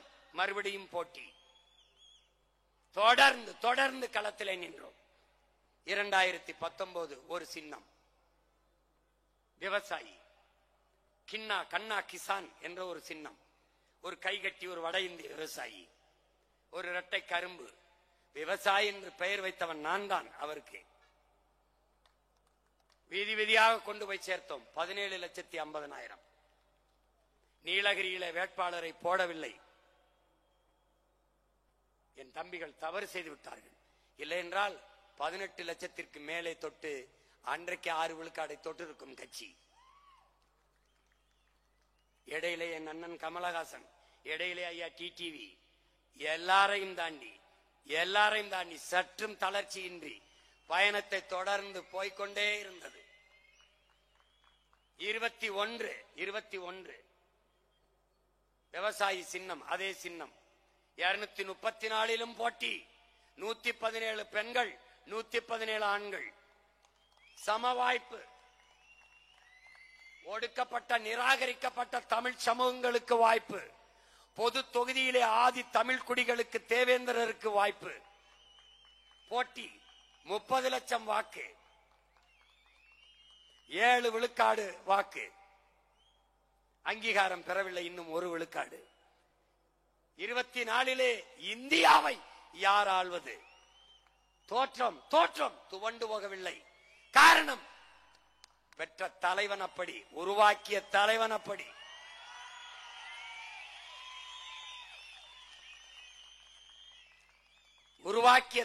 அப்படி. மறுபடியும் களத்திலே 24 விவசாயி சின்னம் இருந்தால் சீமான் பெரிய வளர்ந்து விடுவான் என்று அஞ்சி என்னையே ரைட விட்டார்கள். ஏன்? எழுச்சி மிக்க இளைஞர் கூட்டம் அவன் பின்னால் திரள்கிறது. இளைஞர்களின் வீட்டிற்கு நாம் என்னையே ரைடை விட்டால், சோதனையை விட்டால், இளைஞர்கள் துணிந்து வந்தாலும் பெற்றோர்கள் எதற்கப்பா வம்பு, அவன் பின்னாடி போகாதே என்று தடுப்பார்கள் என்று தேசிய புலனாய்வு முகமையை ஏவி விட்டார்கள். என்ன நடந்தது? அதைவிட 1000 மடங்கு என் பிள்ளைகள் எழுச்சியோடு திரண்டு வந்து கொண்டிருக்கிறார்கள். கடைசியாக விவசாய சின்னத்தை எடுத்துக் விட்டார்கள். வேட்பாளர் அறிவிக்கும் வரை சின்னம் இல்லை. கடைசியாக ஒரு மைக்கை கொடுத்தார்கள். அந்த மைக்கை வைத்துக் கொண்டு ₹1 காசு இல்லாமல் என்னிடத்தில் கேட்டார்கள், இத்தனை வாக்கை எவ்வளவு செலவழித்திருப்பீர்கள் என்று. நான் எவ்வளவு செலவழித்திருப்பேன் என்று நீங்கள் சொல்லுங்கள் என்று கேட்டேன். ஒரு தலைவர் சொன்னார், ஒரு தொகுதிக்கு 3 கோடி செலவழித்திருப்பீர்களா என்று கேட்டார். நான் சிரித்தேன். என்ன சிரிக்கிறீர்கள்? நான் ஒரு தொகுதிக்கு 3 லட்சம் தான் செலவு பண்ணேன் என்று சொன்னேன். அவர் என்னை பார்த்தார், வியந்து பார்த்தார். என்ன இப்படி சொல்கிறீர்கள்? 3 கோடி ஒரு தொகுதிக்கு செலவிருந்தால் நாட்டையே நான் 4 வருஷத்துக்கு முன்னாடியே வென்றிருப்பேன் என்று சொன்னேன்.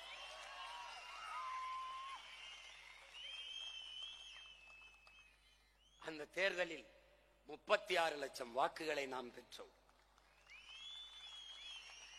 என் அருமை தமிழ் மக்களே, எங்களை பெற்ற பேரன்பு மிக்களே, மான தமிழ் மக்கள் எல்லோரும் செத்துவிடவில்லை என்று நீங்கள் நிரூபித்தீர்கள். உங்களை நம்பி நின்ற இந்த பிள்ளைகளை கைவிட்டு விடவில்லை. எளிய பிள்ளைகள் நாங்கள். முதல் அங்கீகாரம் பெற்ற கட்சியின் சின்னங்கள் தாமரை, கை, உதயசூரியன், இரட்டை இலை. முன்னாடி அங்கீகரிக்கப்படாத எனது சின்னம் மைக் 8வது பெட்டியிலே. எனக்கு கொடுத்த மைக் அங்கே இல்லை. அங்கே அந்த மைக்கு கீழே 2 பொத்தானை வைத்து விட்டார்கள். அந்த பொத்தான் பார்க்கும்போது சீப்பு போலே இருக்கிறது. அதை தேடி இந்திய நாட்டை யார் ஆள்வது? ஐயா மோடியா, அருமை சகோதரர் ராகுலா என்பதுதான் போட்டி. எளிய மகன் சீமானை தேடி, அவன் சின்னத்தை தேடி, 8வது பெட்டியிலே தேடி, இத்தனை ஆயிரக்கணக்கான கோடி பணத்தை தாண்டி, சாராயத்தை தாண்டி, சாப்பாட்டை தாண்டி, சாதி மதத்தை தாண்டி மான தமிழ் மக்கள் 36 லட்சம் வாக்கை போட்டு தனித்த பெரும் கட்சியாக, மாநில அங்கீகாரம் பெற்ற கட்சியாக, இந்திய அரசியல் வரலாற்றிலே, தமிழக அரசியல் வரலாற்றிலே தனித்து நின்று ஒற்றை கட்சி மாநில உரிமம் பெற்ற கட்சியாக வளர்ந்திருக்கிறது என்றால் என் மக்களின், மான தமிழ் மக்களின் மதிப்புமிக்க வாக்கால் தான். என் முன்னாடி திரண்டிருக்கிற என் உயிர் உடன் பிறந்தார்கள், அவர்களுடைய உழைப்பில் தான் அந்த வெற்றி. எந்த கட்சியோடும் சேராது. 36 லட்சம் ஓட்டும் நீ எழுந்து சொல். உன் ஓட்டு, உன் உழைப்பின் ஓட்டு, உன் லட்சியத்திற்கான ஓட்டு, உன் கொள்கைக்கான ஓட்டு, நீ ஏற்றுக்கொண்ட தலைவன் பிரபாகரனுக்கான ஓட்டு என்பதை நீ நிமிர்ந்து நிமிர்ந்து துணிந்து சொல்.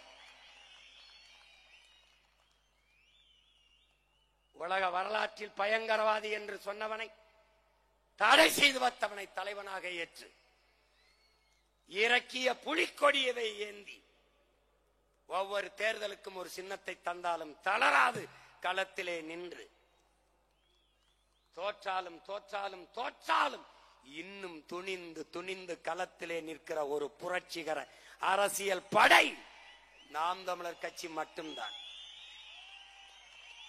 என் உடன் பிறந்தானே, நீ சொல், இதில் எந்த கட்சியோட சேர்ந்து நீ நின்று உன் கனவை நிறைவேற்றுவாய்?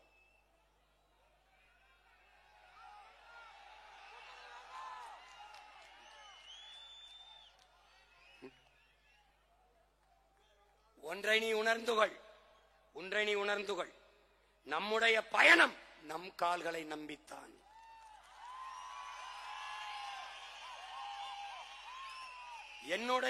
உன்னுடைய கனவு நம் தோள்களில் தான். அடுத்தவர் கால்களையோ தோள்களையோ நம்பி பயணிக்கிற கோழைகள் நாம் அல்ல. கூட்டத்தில் நிற்பவனுக்கு துணிவோ வீரமோ தேவையில்லை, தனித்து நிற்பதற்குத்தான் துணிவும் வீரமும் தேவை. நாம் வீரர்கள், அதனால் தனித்தே களம் காணுவோம். என் அன்பிற்குரிய மக்களே, என் அருமை சொந்தங்களே, ஒரு தலைவன் என்பவனுக்கு முதல் தகுதி அவன் பிறந்த மண்ணை, அவன் மக்களை உண்மையாக முழுமையாக நம்ப வேண்டும், நேசிக்க வேண்டும். நான் என் மக்களை 100 விழுக்காடு உண்மையாக நம்பி நேசிக்கிறேன், காதலிக்கிறேன். நான் என் மண்ணை பேரன்பு கொண்டு நேசிக்கிறேன். இது மண் அல்ல, என் தாயின் மடி என்று நான் நேசிக்கிறேன்.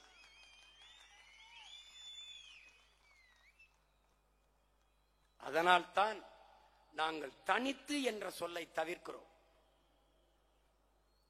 தனித்து என்ற சொல்லை தவிர்க்கிறோம். 8 கோடி தமிழ் மக்களோடு இணைந்து லாவோட்ஸ் சொல்கிறான், என் அன்பிற்குரிய தம்பி தங்கைகளே, மக்களிடம் செல், மக்களை படி, மக்களிடம் கற்றுக்கொள், மக்களிடம் இருந்து தொடங்கு. அவர்களிடம் என்ன இருக்கிறதோ அதை வைத்து தொடங்கு. அவர்களை தயார் செய், போராட தயார் செய். அவர்கள் வெற்றி அடைந்த பிறகு அவர்களை சொல்ல சொல், இந்த வெற்றியை நாங்களே அடைந்தோம் என்று. தலைவனே தேவையில்லாத ஒரு சமூகத்தை உருவாக்குவதுதான் ஆகச் சிறந்த சமூகம். தலைவனே இல்லாத போராட்டம் வெல்லுமா? வென்றிருக்கிறது சான்று சல்லிக்கட்டு போராட்டம், வென்றிருக்கிறது சான்று அரிட்டாப்பட்டி போராட்டம், வென்றிருக்கிறது. அதைத்தான் உங்கள் பிள்ளைகள் செய்ய நினைக்கிறோம். உங்கள் முன்னால் நிற்கிற நான், என்னை ஒருபோது இந்த மக்கள் தலைவராக பார்க்க மாட்டார்கள், ஏற்க மாட்டார்கள். ஏன்? அவர்கள் என்னை தலைவனாகவே பார்க்க மாட்டார்கள். தன் மகனாக பார்ப்பார்கள், தன் பேரனாக பார்ப்பார்கள், தன் பிள்ளையாக, தன் மாமனாக, தன் சித்தப்பனாக, தன் பெரியப்பனாகத்தான் பார்ப்பார்கள், நேசிப்பார்கள். கண்ணாடி முன்னாடி நின்றால் அவர்கள் முகத்தில் என் முகம் தெரியும், என் குரல் அவர்களுக்கானது என்றது அவர்களுக்கு தெரியும். இந்த மகன் எனக்காக பேசுகிறான், என்னுடைய வலியை தன் மொழியிலே பேசுகிறான், எனக்கு இருந்த கோபத்தை அவன் ஆவேசமாக வெளிப்படுத்துகிறான். அப்படித்தான் என் மக்கள் நேசிப்பார்கள். ஏன்? நாம் அந்த மக்களிடம் இருந்து அந்த மக்களுக்காக வந்தவர்கள். நாம் வானத்திலிருந்து வந்து இறங்கியவர்கள் அல்ல, அவர்கள் வயிற்றிலிருந்து வந்தவர்கள். அதனாலேதான் எந்த சமரசம் இல்லாமல் மக்களுக்காக, மக்களிடம் இருந்து அந்த மக்களுக்காக வந்த பிள்ளைகள் மக்களை நம்பி களத்திலே நிற்கிறோம். 5 முறை 4 முறை பொது தேர்தலில் தோற்று, பல முறை இடைத்தேர்தலில் தோற்று, 2 முறை ஊரக உள்ளாட்சி தேர்தலில், உள்ளக தேர்தலில் தோற்று ஒரு கட்சி 5வது முறையும் களத்திலே தனித்து நிற்கப் போகிறது என்றால் அது இந்திய அரசியல் வரலாற்றிலே அது நாம் தமிழர் கட்சி மட்டும்தான். எந்த சமரசமும் இல்லை. என் மக்களோடு சேர்ந்து என் மக்களுக்காக இந்த 2026 படைப்போம் புதிய அரசியல் வரலாறு என்ற லட்சியத்தை முன்வைத்து நீங்கள் பறித்துக் கொண்ட அதே விவசாயி சின்னத்திலே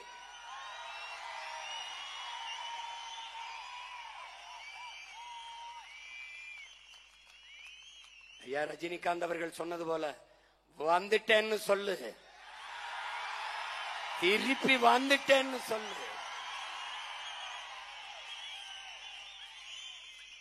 அந்த விவசாயிக்கு எனக்கும் சம்பந்தம் இல்ல, ஆனா இந்த விவசாயிக்கு எனக்கும் சம்பந்தம் இருக்கு.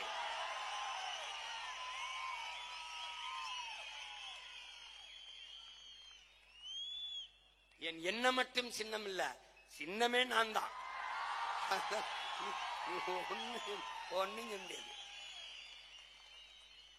உழவு இல்லை என்றால் உணவு இல்லை, உணவு இல்லை என்றால் உயிர்கள் இல்லை, உயிர்கள் இல்லை என்றால் உலகம் இல்லை. உழவை மீட்போம், உலகை காப்போம் என்ற முழக்கத்தை முன்வைத்து இந்த தேர்தலிலே நாங்கள் களத்திலே நிற்போம்.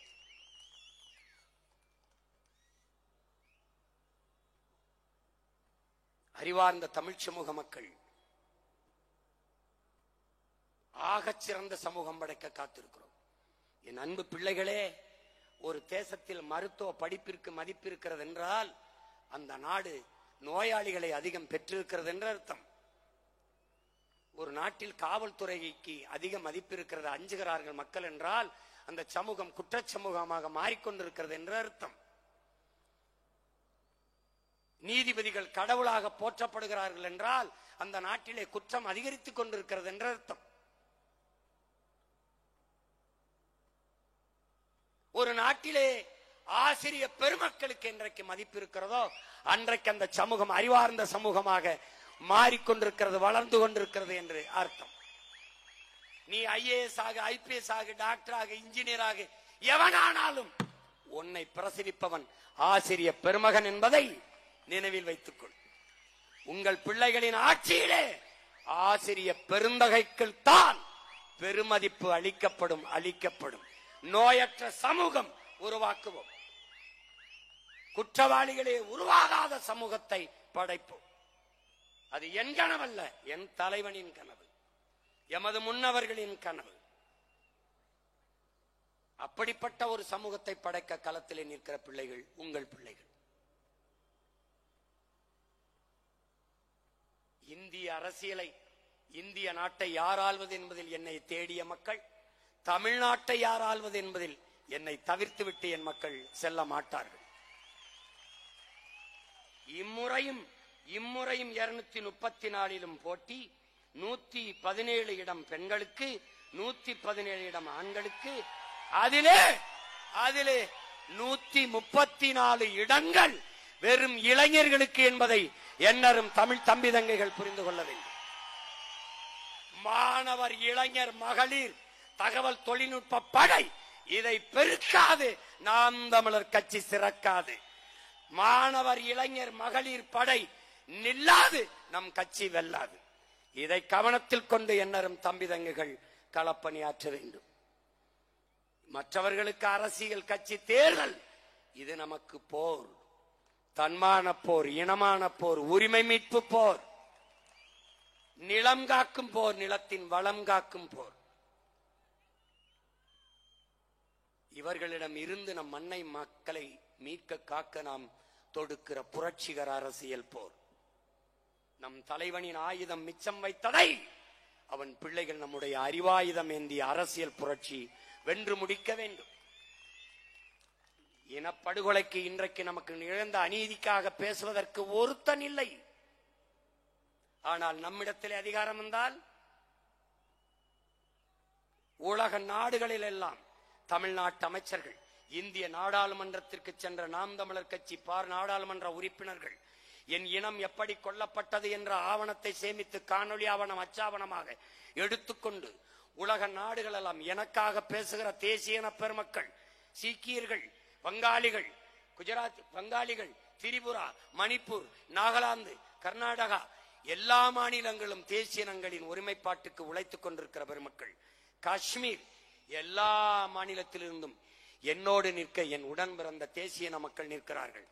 அவர்களோடு உலகெங்கும் சென்று மனசாட்சியுள்ள மானுடர்களை தட்டி எம் இனத்திற்கு இழைக்கப்பட்ட அநீதியை பாருங்கள், எங்களை கொன்று குவித்த கொடுங்கோலை பாருங்கள். ஒரு பொது அரசியல் தீர்வுக்கு வாருங்கள். என்ன தீர்வு? ஒரு பொது வாக்கெடுப்பு, ரெஃபரண்டம்.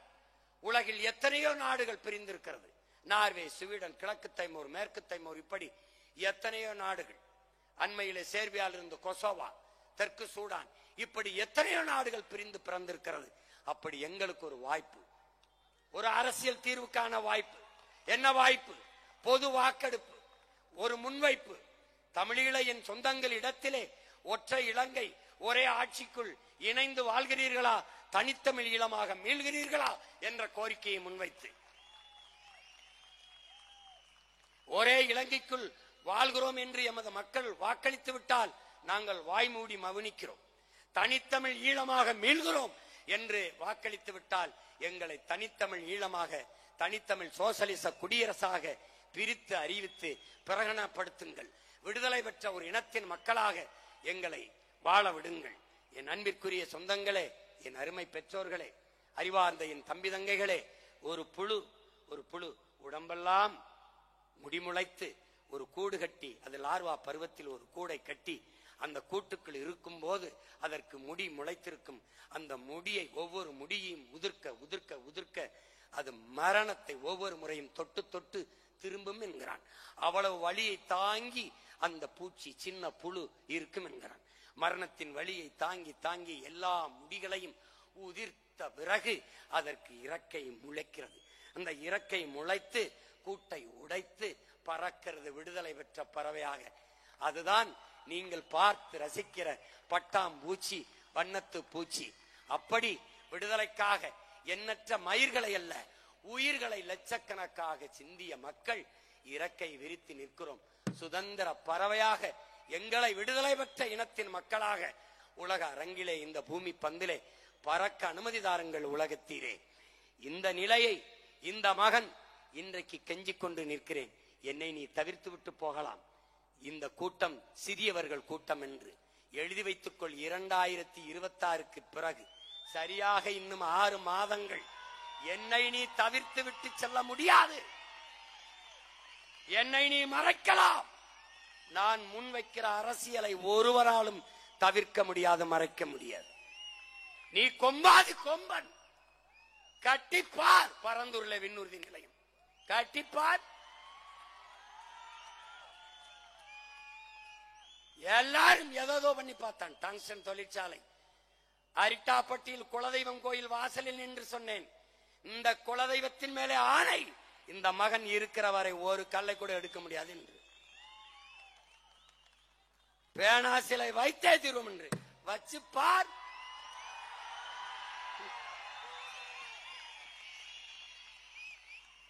படையில் எத்தனை வீரர்கள் என்பதை பொறுத்தல்ல வலிமை, படையில் எத்தனை வீரர்கள் ஈடுபாட்டோடு இருக்கிறார்கள் என்பதுதான் படையின் வலிமை. இங்கே நிற்கிறவன் எல்லாம் வெறி கொண்ட வேங்கைகள், அடிபட்ட புலியும் அடிமைப்பட்ட இனமும், எழுச்சியுற்றால் இவனும் எதிர் நிற்க முடியாது என்பதை உணர்ந்து கொண்டு ஆட்சியாளர்கள், அதிகாரத்தில் இருப்பவர்கள் உணர்ந்து கொண்டு வேலை செய்ய வேண்டும். என் அன்பு தம்பி தங்கைகளே, நம்மால் முடியுமா, இது சாத்தியமா என்று எண்ணாதீர்கள். தம்பி, தவறான பாதையில் வேகமாக செல்வதை விட சரியான பாதையில் மெதுவாக செல்வது மேலானது. முந்திக்கொண்ட முதல் கல் கோயிலின் வாசலில் படிக்கல்லாக இருக்கிறது. கடைசி வரை காத்திருந்த கல்தான் கலசம் ஏறுகிறது. நீ கடைசி வரை காத்திருந்து விட்டாய், விரைவில் கலசம் ஏறுவாய். ஒரே மலையிலிருந்து வெட்டி பெயர்க்கப்பட்ட கற்கள் ஒன்று கோயிலிலே படிக்கல்லாக இருக்கிறது. அதை மிதித்து மிதித்து பக்கத்திலே இருந்து உடைக்கப்பட்ட கல் உள்ளே கோயிலில் சாமி சிலையாக இருக்கிறது. கோயிலை பூட்டிவிட்டு போன பிறகு படிக்கல்லாக இருக்கிற கல் உள்ளே சிலையாக இருக்கிற கல்லிடம் கேட்கிறது, என் உடன் பிறந்தவனே, என் தங்கைகளே, என் பேரன்பு மிக்க பெற்றோர்களை கேட்கிறது, ஏய் மச்சான், ரெண்டு பேரும் ஒன்னாதாண்டா ஒட்டி இருந்தோம், ஒருத்தன் தாண்டா வெட்டி எடுத்தான், நான் காலுக்கு கீழே படிக்கல்லா இருந்து மிதிபடுகிறேன், நீ உள்ளே வழிபடுகிற இடத்திலிருந்து எல்லோரும் உனக்கு பூஜை புனஸ்காரம் செய்து பாலாபிஷேகம் எல்லாம் செய்து விழுந்து விழுந்து கும்பிடுகிறானே ஏன் என்று கேட்டதற்கு அந்த சாமி சிலையாக இருந்த கல் சொன்னது, மச்சான், நீ ஒரே அடியில் கீழே விழுந்து விட்டாய், அதனால் படிக்கல்லாக படுத்து கிடந்து மிதிபடுகிறாய். நான் இந்த மூக்கு இருக்கிறவாறு மூக்கு, இதுக்கு 3000 அடி தாங்கி இருக்கனடா. டே, என் கழுத்து இருக்குவார் கழுத்து, அதுக்கு 7000 அடி தாங்கி இருக்கனடா. என் கண்ணுக்கு கணக்கில்லாத அடி, என் நெத்திக்கு நினைக்க முடியாத அளவுக்கு அடி, என் காலுக்கு பல ஆயிரக்கணக்கான அடி, என் கைகளுக்கு பல ஆயிரக்கணக்கான அடி. ஒளியின் வழி தாங்கியதால் மக்கள் வழிபடுகிற பேரொளியாக நின்று கொண்டிருக்கிறேன். தொடர்ந்து தொடர்ந்து தோற்று தோற்று அவமானம், ஏச்சு, பேச்சு, கேடுகட்ட கேவலங்கட்ட விமர்சனங்களை தாங்கி தாங்கி நிற்கிற நாம் உறுதியாக இந்த மக்கள் போற்றப்படக்கூடிய இடத்தில் வென்று நிற்போம். நீ உறுதியாக இதை நம்பு தம்பி. என்னையை உன் மகனை, உன் உடன் பிறந்தவனை, உன் மாமனை, உன் சித்தப்பனை பொழுதுபோக்கு தளத்தில் தலைவனை தேடுகிறவன் தேட மாட்டான்.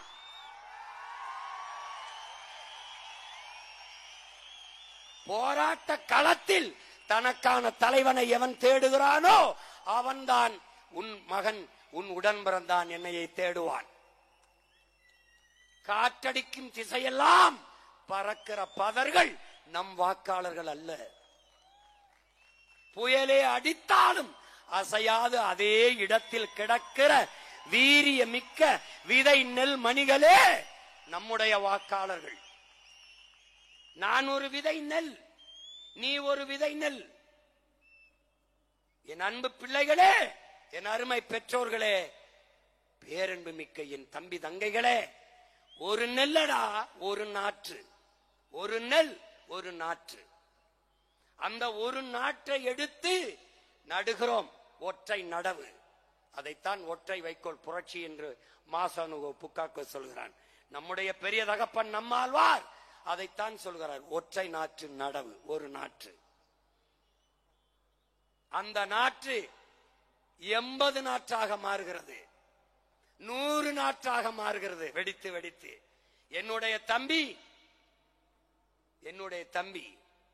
சிவராமன் உருவாக்கி கொண்டிருக்கிறான் நம்முடைய அப்பா வழியிலே. ஒரு நாற்றை நட்டால் 100 நாற்று. நினைத்து பாரடா, ஒரு கதிரில் 20 நெல்மணிகள் என்றாலும் 100 நாட்டில் 2000 நெல்மணிகளடா. நீ விதைத்தது ஒரே நெல்லை, அது விளைவித்தது 2000 நெற்களை. இங்கே எத்தனை ஆயிரக்கணக்கான விதை நெல்கள்? நீயும் நானும் முளைத்தால் எத்தனை லட்சக்கணக்கான விதைகள் என்பதை நீரி புரிந்து கொள்ள வேண்டும். விதைத்தவன் உறங்கினாலும் விதை உறங்காது என்கிறான் பிடல் காஸ்ட்ரோ. இங்குதான் விதைத்தவனும் உயிரோடு இருக்கிறான், உறங்கவில்லை. விதைகளும் உறங்கவில்லை, முளைத்துக் கொண்டே இருக்கிறது. விழுவதெல்லாம் அழுவதற்கல்ல, எழுவதற்கே. வீழ்வதல்ல தோல்வி, வீழ்ந்தே கிடப்பதுதான் தோல்வி. ஒன்று விழ 9 அல்ல, ஒன்று விழ நாம் 100 எழுவோம். விழுவோம் விழுவோம், விதையாய் விழுவோம். எழுவோம் எழுவோம், விடுதலையாய் எழுவோம். நம் இலக்கு உறுதி செய்யப்பட்டு விட்டது, நம் வெற்றி உறுதி செய்யப்பட்டு விட்டது. நம் பாதை மிகச் சரியானது, நம் பயணம் மிகச் சரியானது. தூரம் சற்று, மிகச் சற்று. பாதையை சுருக்க வேண்டியதில்லை, பாதையை குறைக்க வேண்டியதில்லை, பயணத்தை மாற்ற வேண்டியதில்லை. மாறாக என் உடன் பிறந்தவனே, நம் கால்களை உறுதி செய்வோமடா. நம் கால்களை உறுதி செய்து களத்திலே பயணிப்போம். அடுத்தவன் தோள் மேலே ஏறி நின்று நான் உயரமானவன் என்று காட்டுவதை விட தனித்து நின்று நான் உண்மையான உயரத்தை காட்டுவது மேலானது. விடுதலை பெற்ற இந்தியாவின் முதல் பிரதமர் ஐயா நேரு அவர்கள் பேசியது, என்றாவது ஒரு நாள் தோற்கப் போகிற ஒரு கோட்பாட்டை ஏற்று அதன் வெற்றிக்காக இன்று நான் பாடுபடுவதை விட என்றாவது ஒரு நாள் வெல்லப் போகிற ஒரு கோட்பாட்டை, தத்துவத்தை ஏற்று அதற்காக நான் போராடி தோற்று போவதையே மேலானது என்று அவர் பேசியது நமக்காகத்தான், நமக்காகத்தான். ஒன்றை நீ கவனித்துக்கொள், நமது முன்னவர்கள் தற்காலிக தோல்விக்காக நிரந்தர வெற்றியை இழந்தவர்கள். நாம் அதை போல தற்காலிக வெற்றிக்கு நிரந்தர தோல்வியை, தற்காலிக தோல்விக்கு நிரந்தர வெற்றியை நான் தழுவ தயாராக இல்லை. தற்காலிக வெற்றிக்காக நிரந்தர தோல்வியை தழுவ தயாராக இல்லை. அதை புரிந்து கொள்ள வேண்டும். நாம் வந்தது இங்கு இருக்கிற ஆட்சியாளர்களைப் போல ஆட்சி செய்யல. நம்மருமை தலைவன் கண்ட கனவை இந்த நிலத்தில் நிறைவேற்றி காட்ட நமது முன்னவர்கள் அறத்தின் வழி நின்ற ஆட்சி செய்த அந்த ஆட்சி முறையை இந்த நிலத்தில் நிகழ்த்தி காட்ட நாம் களத்திலே நிற்கிறோம். எனவே அறிவார்ந்த தமிழ் சமூக மக்கள், என்னரும் தம்பி தங்கைகள், தோல்வி தோல்வி அல்ல, தோல்வி தோல்வி அல்ல. என் உடன் பிறந்தானே, தோல்வி நிலையென நினைத்தால் மனிதன் வாழ்வை நினைக்கலாமா? வாழ்வை சுமை என நினைத்து தாயின் கனவை மீதிக்கலாமா? உரிமையை இழந்தோம், உடமையும் இழந்தோம், உணர்வை இழக்கலாமா? உணர்வை கொடுத்து உயிராய் வளர்த்த கனவை மறக்கலாமா? தோல்வி நிலையென நினைத்தால் மனிதன் வாழ்வை நினைக்கலாமா?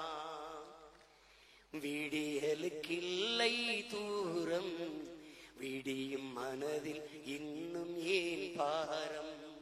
உன் நெஞ்சம் முழுவதும் வீரம் இருந்தும் கண்ணில் இன்னும் ஏன் ஈரம்? உரிமையை இழந்தோம், உடமையை இழந்தோம், உணர்வை இழக்கலாமா?